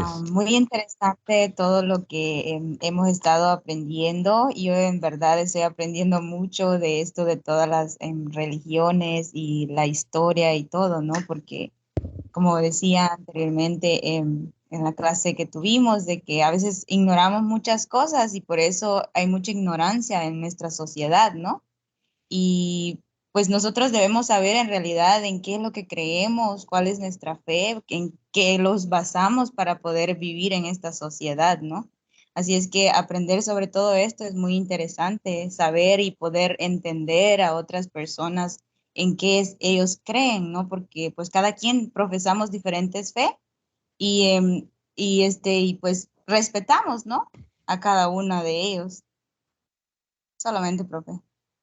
Interesante, ilustre, sin duda alguna. Uno de los grandes errores que se comete de este siglo XXI es que no toleramos que alguien piense distinto a nosotros, ¿no? Yo creo que la tolerancia es un parte importante. Fíjese que cuando el grupo ISIS, los islámicos, este califato de este tiempo, llegan lo que fue a Mesopotamia, la antigua Mesopotamia, destruyeron muchas esculturas sumerias, porque decían que solamente existe Alá, y Alá, pues recuerden que los musulmanes son iconoclastas, empezaron a destruir, ¿no? Arqueología que es patrimonio de la humanidad. ¿Por qué no dejarlo ahí? ¿Por qué no entender el proceso reflexivo? Muy bien lo comenta su compañera. Y todo va de la mano también con esa ignorancia que tenemos todos. Debemos de abundar un poco y saber, bueno, ¿de dónde vendrán esas tradiciones? ¿De dónde vendrá todo esto? Tiene un origen. Y ese origen es lo que yo pretendo, como filósofo, tratar de llevar a cabo, siempre y cuando tomando la humildad socrática que decía Sócrates, simplemente sé que no sé nada. Cuando uno sabe su ignorancia, es el camino para el aprendizaje. No podemos ir por la vida diciendo yo sé todo. Pues no, no, todos estamos aprendiendo. Excelente, ilustre. Adelante, Chargor, te escuchamos. Sí. Hola, buenas noches. A ver, permítame tantito, ilustre. Sí, adelante, te escuchamos.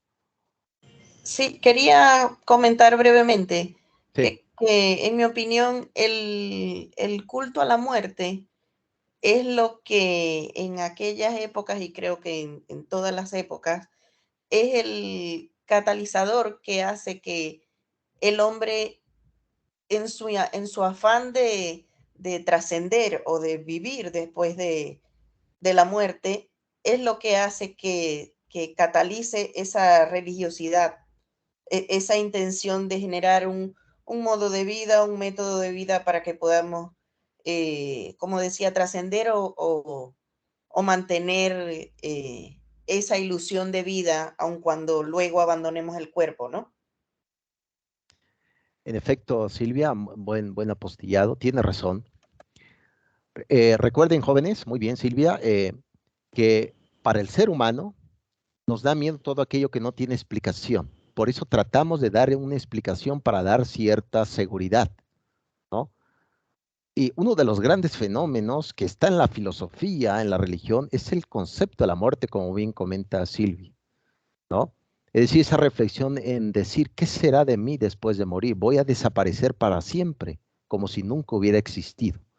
Esa sensación ya la hemos tenido antes, porque antes de nacer, ¿dónde estábamos? Antes de nacer, ¿dónde estábamos? ¿Dónde estábamos en el siglo XVI? ¿Dónde estábamos en el siglo XIX? No estábamos. Por lo tanto, ese tipo de sensación de irse a algo desconocido ya lo tenemos antes. ¿Se dan cuenta? Antes de nacer, ¿qué pasaba? Interesante, ilustre Silvia, interesante. Adelante, ilustre, te escuchamos. Sí, nada más, maestro, yo creo que aquí Sí. se referencia muy interesantemente con el concepto de tolerancia, ¿no? Con la tolerancia como algo que debiésemos de tener todos. Creemos de que podemos llegar a conocer todo, pero gente tan profunda como Sócrates dijo que el oráculo de Delfos dijo que era la persona más sabia del mundo porque dijo lo único que sé es que no sé nada. Y luego, por ejemplo, René Descartes que dijo, daría todo lo que sé por la mitad de lo que desconozco, y creo que sería un buen trato para cualquier ser humano vivo. Y Isaac Newton, que dijo, lo que conocemos son unas gotas, lo que desconocemos es un océano, ¿no? Entonces, entre más sabemos, más nos damos cuenta de todo lo que podemos llegar a ignorar, ¿no? Y los iconoclastas, en este caso, no solo ocurrió con Isis, ahí en esa zona tan culturalmente rica, ¿no? de esas, entre Mesopotamia, sino también con la Reforma Protestante, cuando llegaron a las iglesias católicas anteriormente, pues destruyeron todos los íconos, todos los vitrales, todos los santos y todo lo que había, porque lo consideraban idolatría en su momento. Y interesante cómo una rama religiosa puede ser tan rica como puede ser el cristianismo en su conjunto o el islam en su conjunto, porque en el islam no se permite representar a Dios, pero sí lo pueden representar como su existencia a través de figuras geométricas, y eso les da en sus templos con una riqueza fabulosa, ¿no? Pero si alguien dice, no, esto también es idolatría, los puede destruir y sería algo fatídico, ¿no? Como esos patrones geométricos tan ricos para ellos dicen, esto es prueba de la existencia de Dios, ¿no? Entonces, yo creo que aquí se referencia mucho con la comprensión de la tolerancia en general, ¿no? Y el reconocimiento de la ignorancia en su conjunto, como que es parte de nosotros mismos, de cualquiera, ¿no? Conoceremos algo de algo, y eso también a través de la epistemología es cuestionable, ¿no? Si nos ponemos a profundizar un poquito en ello. Pero si creemos que conocemos algo, desconocemos mucho de muchas otras cosas, ¿no? Entonces, la tolerancia es una herramienta fundamental en la vida humana en general, en el planeta, ¿no? Y algo que deberíamos reforzar, ¿no? Totalmente ilustre. Yo creo que traer a colación este punto de la diferencia es sin duda una pauta esencial para el progreso humano, ¿no? Por ahí comentó Fernando Sabater que no puede existir un progreso tecnológico si no existe un progreso social. Es lo que necesitamos, porque en un aula de clases, en las escuelas, en grupos, precisamente lo que acontece es la gran diferencia de puntos de vista. Por eso se trata que en esta clase que vamos a tener todos los jueves, se trate de que ustedes tomen ideas, podamos ir generando un poco así si no es una luz, pues al menos una hoguera, ¿no? Una linterna que alumbre un poco ahí el camino de nosotros mismos y decir, bueno, esto significa esto, ¿no? Entonces, es como una pregunta por ahí de la autoevaluación que venía el sincretismo, ¿no? Pues eso es precisamente parte de esa mezcla que al final de cuentas pertenece a las sectas, ¿no? En ese caso a la nueva era, que lo vamos a revisar bien apostillado. Muy bien por sus comentarios. Sigamos, ya casi terminamos. ¿Cómo se sienten, jóvenes? ¿Están listos para hasta las 12, 1 de la noche, las vísperas? Está emocionado su compañero, ¿no? Ya ves que Morfeo lo estaba seduciendo la clase pasada. No, bueno, sí, ya casi terminado, joven, no se espante. No, a la 1 de la noche, no. Yo creo que como a la... Adelante, te escuchamos. Adelante, Carrasco. Que ahorita ya no, por eso traje palomitas. No, totalmente, sí. Ah, sí, está muy bien eso. Muy bien, vamos ya con una de las culturas interesantes, sin duda, y que va a ir marcando la pauta de muchos aspectos de este tiempo, llamado el hinduismo. Recuerden que esa palabra se lo dieron curiosamente el Islam a partir del siglo VIII de nuestra era. El Islam se funda en el siglo VII y a partir de eso empezó como la extensión hacia la Meca, hasta Arabia Saudita. Lo vamos a ver más adelante, el cubo, ¿no? El cubo soberbio de la Meca. Pero ese nombre se le fue dando a partir del siglo VIII, llamado los hinduistas, que surge precisamente la India. Vamos a ver en qué tiempo y vamos a ver algunas historias que les voy contando para que ya vayamos cerrando. Yo creo que el budismo va a quedar para la siguiente semana junto ya con el judaísmo. Vamos a entrar ya con el judaísmo. una historia fantástica realmente, una historia fantástica. Muy bien, entonces vamos a ver el hinduismo. ¿Sale pues? Aquí, bien. Esta cultura de los indos, como así se conocía, la India, data aproximadamente del 4000 antes de Cristo. Se fue desarrollando a través de culturas, de tribus, pero se fue afianzando en diferentes creencias. Esta cultura religiosa, recuerden que el hinduismo es una filosofía de la religión. ¿Por qué razón? Porque en los escritos, los Vedas, así se le llama los escritos sagrados del hinduismo, tienen más reflexiones racionales, se podría decir, pero enfocado en la individualidad que reflexiones metafísicas. Por eso se le llama filosofía de la religión. No es una religión revelada, es una filosofía de la religión. A partir del 4000 antes de Cristo se fue amasando, se fue construyendo. Recuerden que el tema de la migración es un tema totalmente propio también de siglos pasados. Ha habido migraciones, ha habido movimientos sociales. Por lo tanto, se fue como constituyendo este tipo de tribus, de culturas, y a partir ya de 1500 antes de Cristo surgió esta tribu llamada los arios, que va a dar como constitución el hinduismo. Bien, sus tres dioses principales es Shiva, que se asocia precisamente con la salud. Alexa, Está prende la también, luz de la sala. está también Vishnu, creo que por ahí la luz se va a dar en la caverna, qué bueno.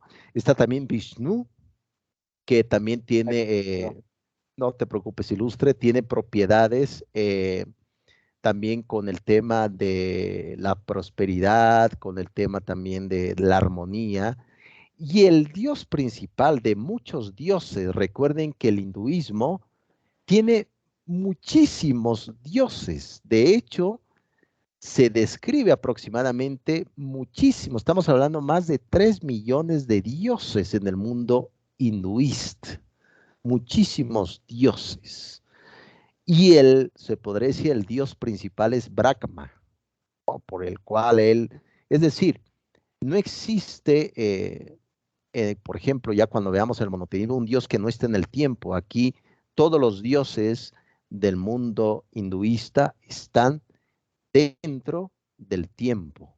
Y curiosamente, los padecimientos de los dioses son los mismos padecimientos de los humanos, es decir, los dioses se enamoran, los dioses tienen pasiones, es como Zeus. Zeus se convierte en águila y seduce a una mujer, ¿no? Todas estas pasiones del mundo hinduista está representado también en la cultura de los propios en el mundo de la India.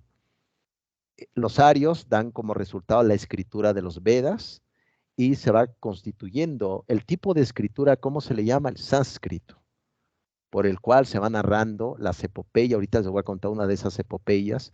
Se va describiendo, se va organizando cómo van las costumbres. Y recuerden, durante todo el año, a partir de enero, hay festividades en toda la India, también en América Latina hay también hinduistas, pero son pocos. El lugar donde están totalmente todos es en la India. Hacen su ritual, hacen su conmemoración y todo desemboca en el río Ganges. El río Ganges, como saben, es un río muy contaminado, pero curioso, ahí va y se purifica. Esa concepción de lavado lo vamos a ver ya cuando veamos el éxodo de los judíos, que pasan el Mar Rojo. Es decir, pasan el mar porque se purifica. Es como el bautismo en el catolicismo. El agua, ¿qué función tiene? Purificación, ¿no? Entonces, tenemos 1500 antes de Cristo el hinduismo, surge esta tribu, arios, que escriben los Vedas, que su escritor se llama los sánscritos, y por el cual se va describiendo esos tres dioses principales que hay, como les he dicho, muchísimos dioses. Y dentro de estos Vedas se va describiendo también diferentes apartados como subtemas de la escritura. Recuerden que está escrito en versos, así como en su momento lo escribió Dante en la Divina Comedia del siglo XIV, en pequeños versos. ¿Qué dicen los versos? Lo que el hombre debe de hacer para agradar a los dioses. ¿Los hinduistas hacen sacrificios? Sí hacen sacrificios de animales, ¿no? Pero por ahí hemos visto ya que hay por ahí algunas tribus. Recuerden que en cualquier religión o filosofía religiosa también hay ciertas sectas, ¿no? Por ejemplo, hay caníbales que andan por ahí rondando el río Ganges y los cuerpos que aparentemente queman, porque ahí queman los cuerpos y lo avientan al río Ganges, muchos pues no terminan de quemarse completamente y hay personas que devoran esa carne, ¿no? Entonces, eso es parte de ese mundo mágico del hinduismo. Tenemos en primer apartado el mundo mitológico, ¿no? Recuerden que todo tiene como una forma, ¿no? En el mundo hinduista, ¿no? Los dioses se meten, están ahí, etcétera. El ritualista, por el cual tiene que haber como un proceso, pero también a la vez también es triste. Ahorita le voy a recomendar una película antes de terminar. Esa película, de hecho, es de mi esposa. Ahorita se lo voy a recomendar ampliamente que alguien lo pueda ver. Narra precisamente uno de esos rituales, que es que las niñas de 8, de 10 años se casan hasta con hombres de 50 años, porque es parte del ritual del mundo hinduista. Ánimo, ilustre, ya casi terminamos. Veo que ya los estoy perdiendo, ya mi voz se escucha como si fuera el inconsciente de Freud. Ánimo, ánimo, ilustres, ánimo. Bien, adelante, Patricia, te escuchamos. Profesor, le preguntaba si así como el hinduismo tiene extracciones o fragmentos de otras religiones, ellos viven algún tipo de ley mosaica, ya que tienen como que muy marcado, como a pie de letra, las cosas precisas que tienen que hacer para la salvación personal. Sí, definitivamente, ese ritual de purificación, de lavado, de hecho ellos tienen muy marcado, lo comentas bien, apreciable. Cuando, por ejemplo, una persona muere, tiene que venir un sacerdote a hacer un embalsamar, ¿no? Un proceso como de limpieza, rituales. Y sí, todo, de hecho, está marcada su vida a través de un ritual, a través también de procesos entre el hombre y la mujer, y todo marca la pauta. Y al final de cuentas, la gente vive, suda la propia religión hinduista todos los días, totalmente. No, totalmente es así. ¿No? Ustedes me dirán si es correcto o no, pero yo les expongo aquí todo el tema para que ustedes lo analicen correctamente. Esa es parte de lo ritual de todos los días. También está el concepto panteísta, ya lo hemos visto, ¿no? En el concepto de creer que todo es Dios, ¿no? De hecho, para ellos todo es Dios, el mundo, la naturaleza, el río es un Dios, etcétera, ¿no? Y parte también de esta connotación de los Vedas termina en himnos, cánticos, etcétera, ¿no? Entonces, eso es parte también del proceso del día a día de lo que vive una persona hinduista. No se levanta, tiene que hacer oración. El incienso no debe de faltar en cada una de esas oraciones. El incienso, el humo, representa esa parte de purificar el área, ¿no? Esa parte de organizar todo el sistema. Ustedes me dirán si sí o no, pero esa es la cultura del mundo hinduista. Voy a rajatabla porque ya casi terminamos. Bien, les voy a contar una historia. Hay un texto dentro de los Vedas, esos escritos en sánscrito, donde son aproximadamente 48,000 versos, ¿no? De escritos y demás. Adelante, Carrasco, te escuchamos. Es de la película que mencionó. ¿Esa dónde la podemos ver? ¿Está en, no sé, en Netflix o algo así? Hay que Ahorita buscarla para descargarla. pues miren, ustedes son, me imagino, grandes rastreadores, ustedes sabrán dónde pueden ¿Cómo se visualizarla, llama? pero se llama Agua. Ahorita se los pongo, por aquí lo tengo, ahorita se los pongo, ya casi, ya viene la diapositiva para que lo vean. Ahí van a ver todo el Ah, ritual. vale. Sí, es un gusto, ilustre Carrasco. Gracias. Excelente, a ver si invita a la botana, ya está dando hambre. Claro, claro, ¿cómo no? Sale pues, entonces, bien, dentro de estos Vedas viene el texto de Rama. Rama es un otro dios, recuerden que hay muchísimos dioses. Rama, pues el papá de Rama, el rey, estaba casado con dos mujeres. Recuerden que se da un poco también en el mundo hinduista lo que es la parte de tener muchas relaciones, ¿no? Esta parte, pero la monogamia también se ve, es un pleito también entre tener muchas esposas o no, pero ese es el gran pleito entre el hinduismo, pero se da más la monogamia en este mundo. Pero en esa época el rey tenía dos esposas y la primera esposa le dio 3 hijos, incluido Rama, que es un dios para el mundo hinduista. De hecho, hay una celebración que ahorita lo vamos a ver. Entonces, la segunda esposa, aquí están otra vez la mujer, ¿no? Vemos que hay cierto machismo dentro de la historia de las religiones, ¿a poco no? Ilustres, ¿no? Eva le da la manzana, bueno, la supuesta fruta a Adán y comete todo. La mujer, la mujer, la mujer. Bien, entonces, la segunda esposa del rey, pues le mete ideas al rey, le dice que destierra a sus hijos, y en efecto, destierra a sus 3 hijos en el bosque y los deja ahí, los deja abandonados, pero Rama lleva a su esposa Sita, lo lleva y pues su esposa Sita en el bosque es raptada por un hombre malvado. Y Rama estaba desesperado. Entonces, ¿qué hace? Pide a la naturaleza que les ayude. Entonces aparece Hanuman. Esto no es Marvel, entonces, aparece Hanuman. Hanuman es el dios mono para el hinduista. ¿Qué hace Hanuman? Ayuda a Rama a poder derrotar a este malvado, a este personaje del bosque, y restaura precisamente la construcción de la armonía, y Rama se casa con Sita, llega a ser el rey y es considerado un dios dentro de la cultura hinduista, y también el dios mono. Vean a los monos allí en la India.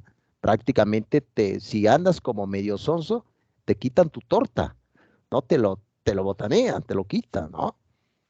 Por eso no se le hace nada a estos primates ahí en la India. Si pueden ver ahí la figura, también se celebra al dios mono, Hanuman, en la India. Esa es la historia de Rama y Sita, jóvenes ilustres. Veo que ya se ven cansadones y ya estoy terminando. Ánimo, ánimo, ánimo. Bien, ya después de esto, de los Vedas, etcétera, también surge dentro de ese proceso de Rama, surge como, se podría decir, un mantra, ¿no? Llamado Hare Krishna. Hare Krishna actualmente existe, que es repetir todos los días. De hecho, fíjense, cuando muere Mahatma Gandhi, pronuncia esa palabra que dice, salve, oh Rama, salve. Rama es el dios hinduista, como pueden ver, le acabo de platicar la historia. Entonces, ahí surge el mantra de todos los días, Hare Krishna, ¿no? Bueno, todos nosotros repetimos mantras todos los días, ¿no? Espero, ¿no? Que mantra repiten todos los días, ¿no, jóvenes ilustres? Bien, ya voy terminando. Ánimo, ánimo por ahí, ánimo. Ya los veo ya fundidos, ánimo, ilustres. Bien, sale pues. Ya en esta segunda tesis, pues precisamente a esto nos referimos con la cultura hinduista, que al final de cuentas es una cultura muy rica. Hay mucha filosofía ahí, muy, sobre todo interpretativa, y sobre todo se puede comprender de qué va. Si alguien puede ir en algún momento a la India, se van a ver también lo majestuoso y lo colorido que es cada uno de esos rituales, que marca la pauta de ese lugar totalmente desconocido desde el mundo occidental. Y bien, aquí prácticamente habíamos platicado, ya su compañero me había hecho algunos comentarios también sobre el panteísmo. También existe La cultura hinduista tiene también características. ¿Cuáles? Es politeísta. Recuerden que tiene más de 3 millones de dioses, muchísimos dioses, pero también es un panteísmo, ¿no? En creer que el río Ganges es una divinidad. Te debes de purificar, aún viendo que el río Ganges es el río más contaminado, ¿no? Se bañan, toman agua, etcétera, ¿no? Entonces ustedes me dirán si realmente pues es correcto o no, ¿no? Ya para ir terminando, jóvenes, y también una de las fiestas que empieza en el mes de marzo es de Rama Navami. ¿Se acuerdan? El dios Rama, que es ayudado por Hanuman. Se hace una gran festividad. De hecho, hacen una escultura grande. Curiosamente, recuerden, los hinduistas no son nada iconoclastas. Ellos tienen muchas imágenes, muchas, y hacen una procesión rumbo, todo se concentra en el río Ganges, todo se concentra ahí, festividades, celebraciones, etcétera. También hay otra festividad que inicia en agosto y se prolonga en septiembre, Gadesha. Recuerden que Gadesha es el dios de la sabiduría representado por un elefante humano. De hecho, este fue precisamente este elefante hijo de Shiva, ¿no? Recuerden que los dioses se enamoraban de humanas y tenían relación y salió aquí este dios de la sabiduría para el mundo hinduista. Si alguien ve por ahí una figura de un elefante, es el dios de la sabiduría, ¿no? Si alguien quiere, pues no lo sé, ¿no? Ustedes se va respetando. Adelante, ilustre, ya para ir terminando. Perdón, nada más muy brevemente, acá Sí. para ver el ejemplo de la dialéctica en el mismo hinduismo, como Sí. Rama es un virtuoso, es el más alto grado de virtuosismo, de verdad, de rectitud. Era un excelente rey, un buen esposo, y vino al mundo a librar a la India, en este caso el demonio Ravana, ¿no? Y luego viene Krishna, que es más la encarnación del gozo y del amor. Entonces, Rama era súper recto y así súper virtuoso y muy recatado y controlado, y Krishna era por otro lado más todo amor, y ahí les va el amor, ¿no? Bueno, como para ver esa dialéctica, ¿no? Interesante dentro del mismo mundo, ¿no? Totalmente ilustre, como siempre, tu apostillado fue correcto. Ya nos vamos, veo que ya Morfeo los está, no sé si mi voz era un pasado, un sueño, una pesadilla, no sé si mi voz era una pesadilla. Ánimo, ya estamos terminando. Tienes toda la razón, al final de cuentas, siempre hay contraposiciones, ¿no? Hay posturas también encontradas, pero al final de cuentas, recuerden, todas las religiones siempre exigen una renuncia, siempre exigen renunciar a algo, ¿no? Siempre. Si ustedes entran a un grupo religioso y digan o dicen que es que no renuncies a nada, te salvas nada más con eso. Eso es secta, ¿no? Herejías, como se comentaba antes de que se fue llamado sectas. Pues bien, ilustres, hemos llegado al final del día de hoy. Increíblemente nos aventamos casi 2 horas. Aquí está la película que les había comentado, Agua. Es una película fantástica, no sé si lo puedan ver ahí bien en la presentación, lo pueden descargar, ahí está en internet. Es un libro donde, perdón, es una película donde ustedes van a ver cuál es el proceso de las mujeres en el mundo hinduista, por qué se casan jóvenes, por qué son viudas a partir de los 12 años, qué pasa con ellas, por qué dicta la religión algo así. Recuerden, la mayoría de los procesos religiosos, al final de cuentas, está diseñado y organizado desde la vida masculina. ¿Qué pasa con las mujeres? Hay cierto también machismo, ¿a poco no? Dentro de algunas religiones como es el hinduismo. Bien, jóvenes, como siempre fue un honor. Espero no fastidiarlos tanto. Siguiente jueves vamos ya a empezar con el budismo, las 4 verdades budistas, el sufrimiento, y vamos a entrar ya con un hombre que escuchó una voz en medio de una tormenta llamado Abraham, el primer patriarca del mundo judaico. ¿Iban a comentar algo? Adelante, ilustre. Adelante, Ramos. ¿No? Nada, profesor. Gracias. Ok, bien. ¿Quieren comentar algo antes de irnos, jóvenes ilustres? El punto extra.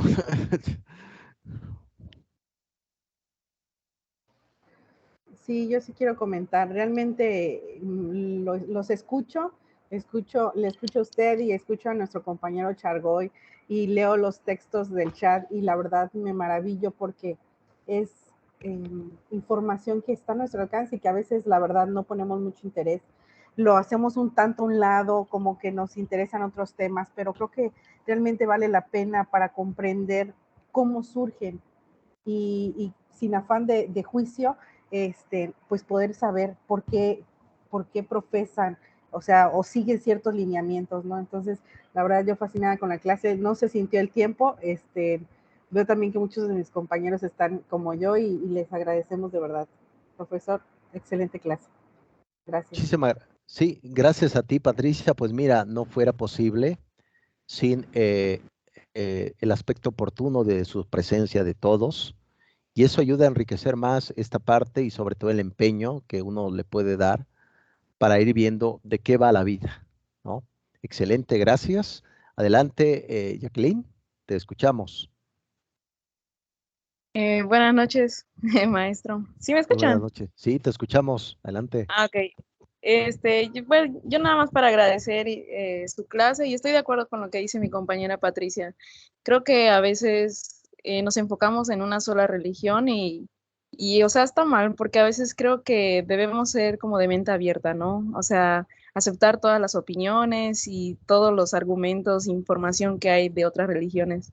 Y creo que he conocido a personas que, por ejemplo, se cierran a tener información de otras religiones y se enfocan a que no, que esta es mi religión y así es y así es. Pero la verdad se hace muy interesante todo lo que usted comenta.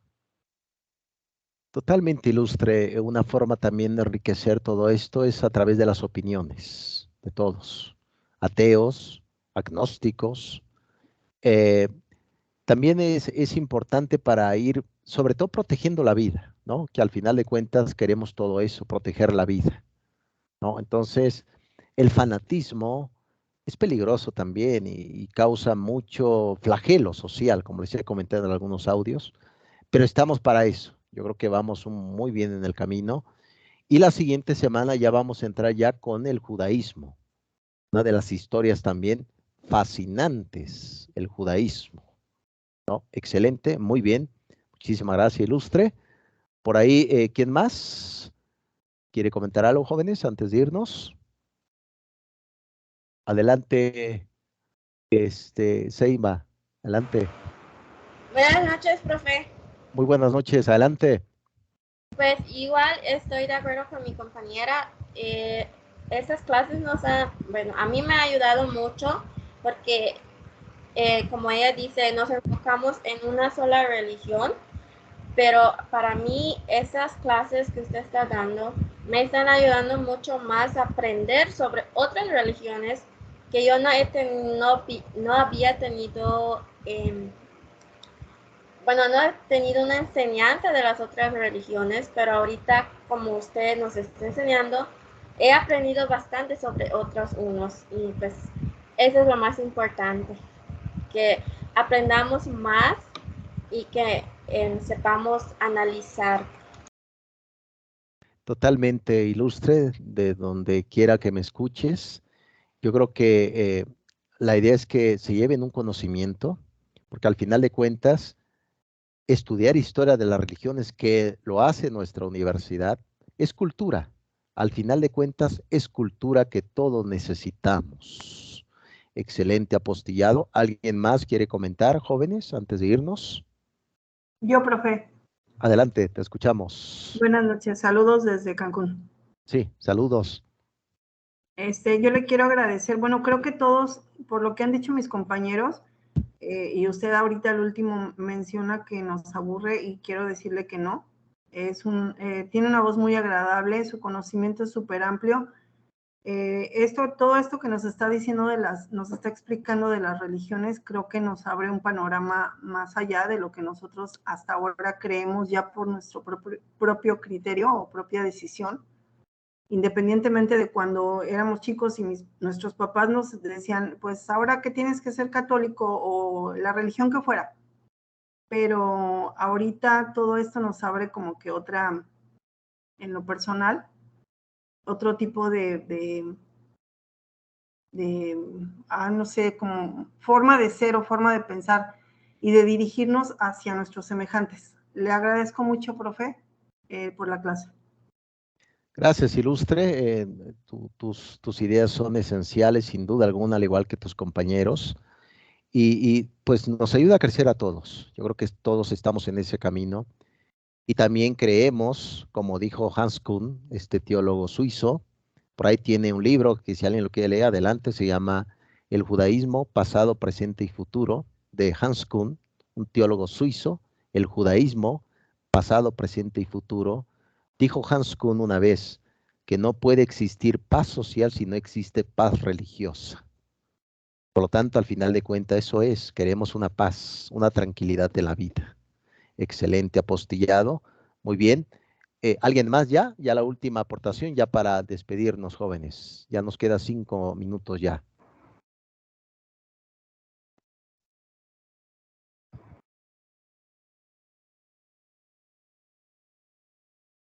Bien, yo creo que era la última aportación. Jóvenes, como siempre, gracias.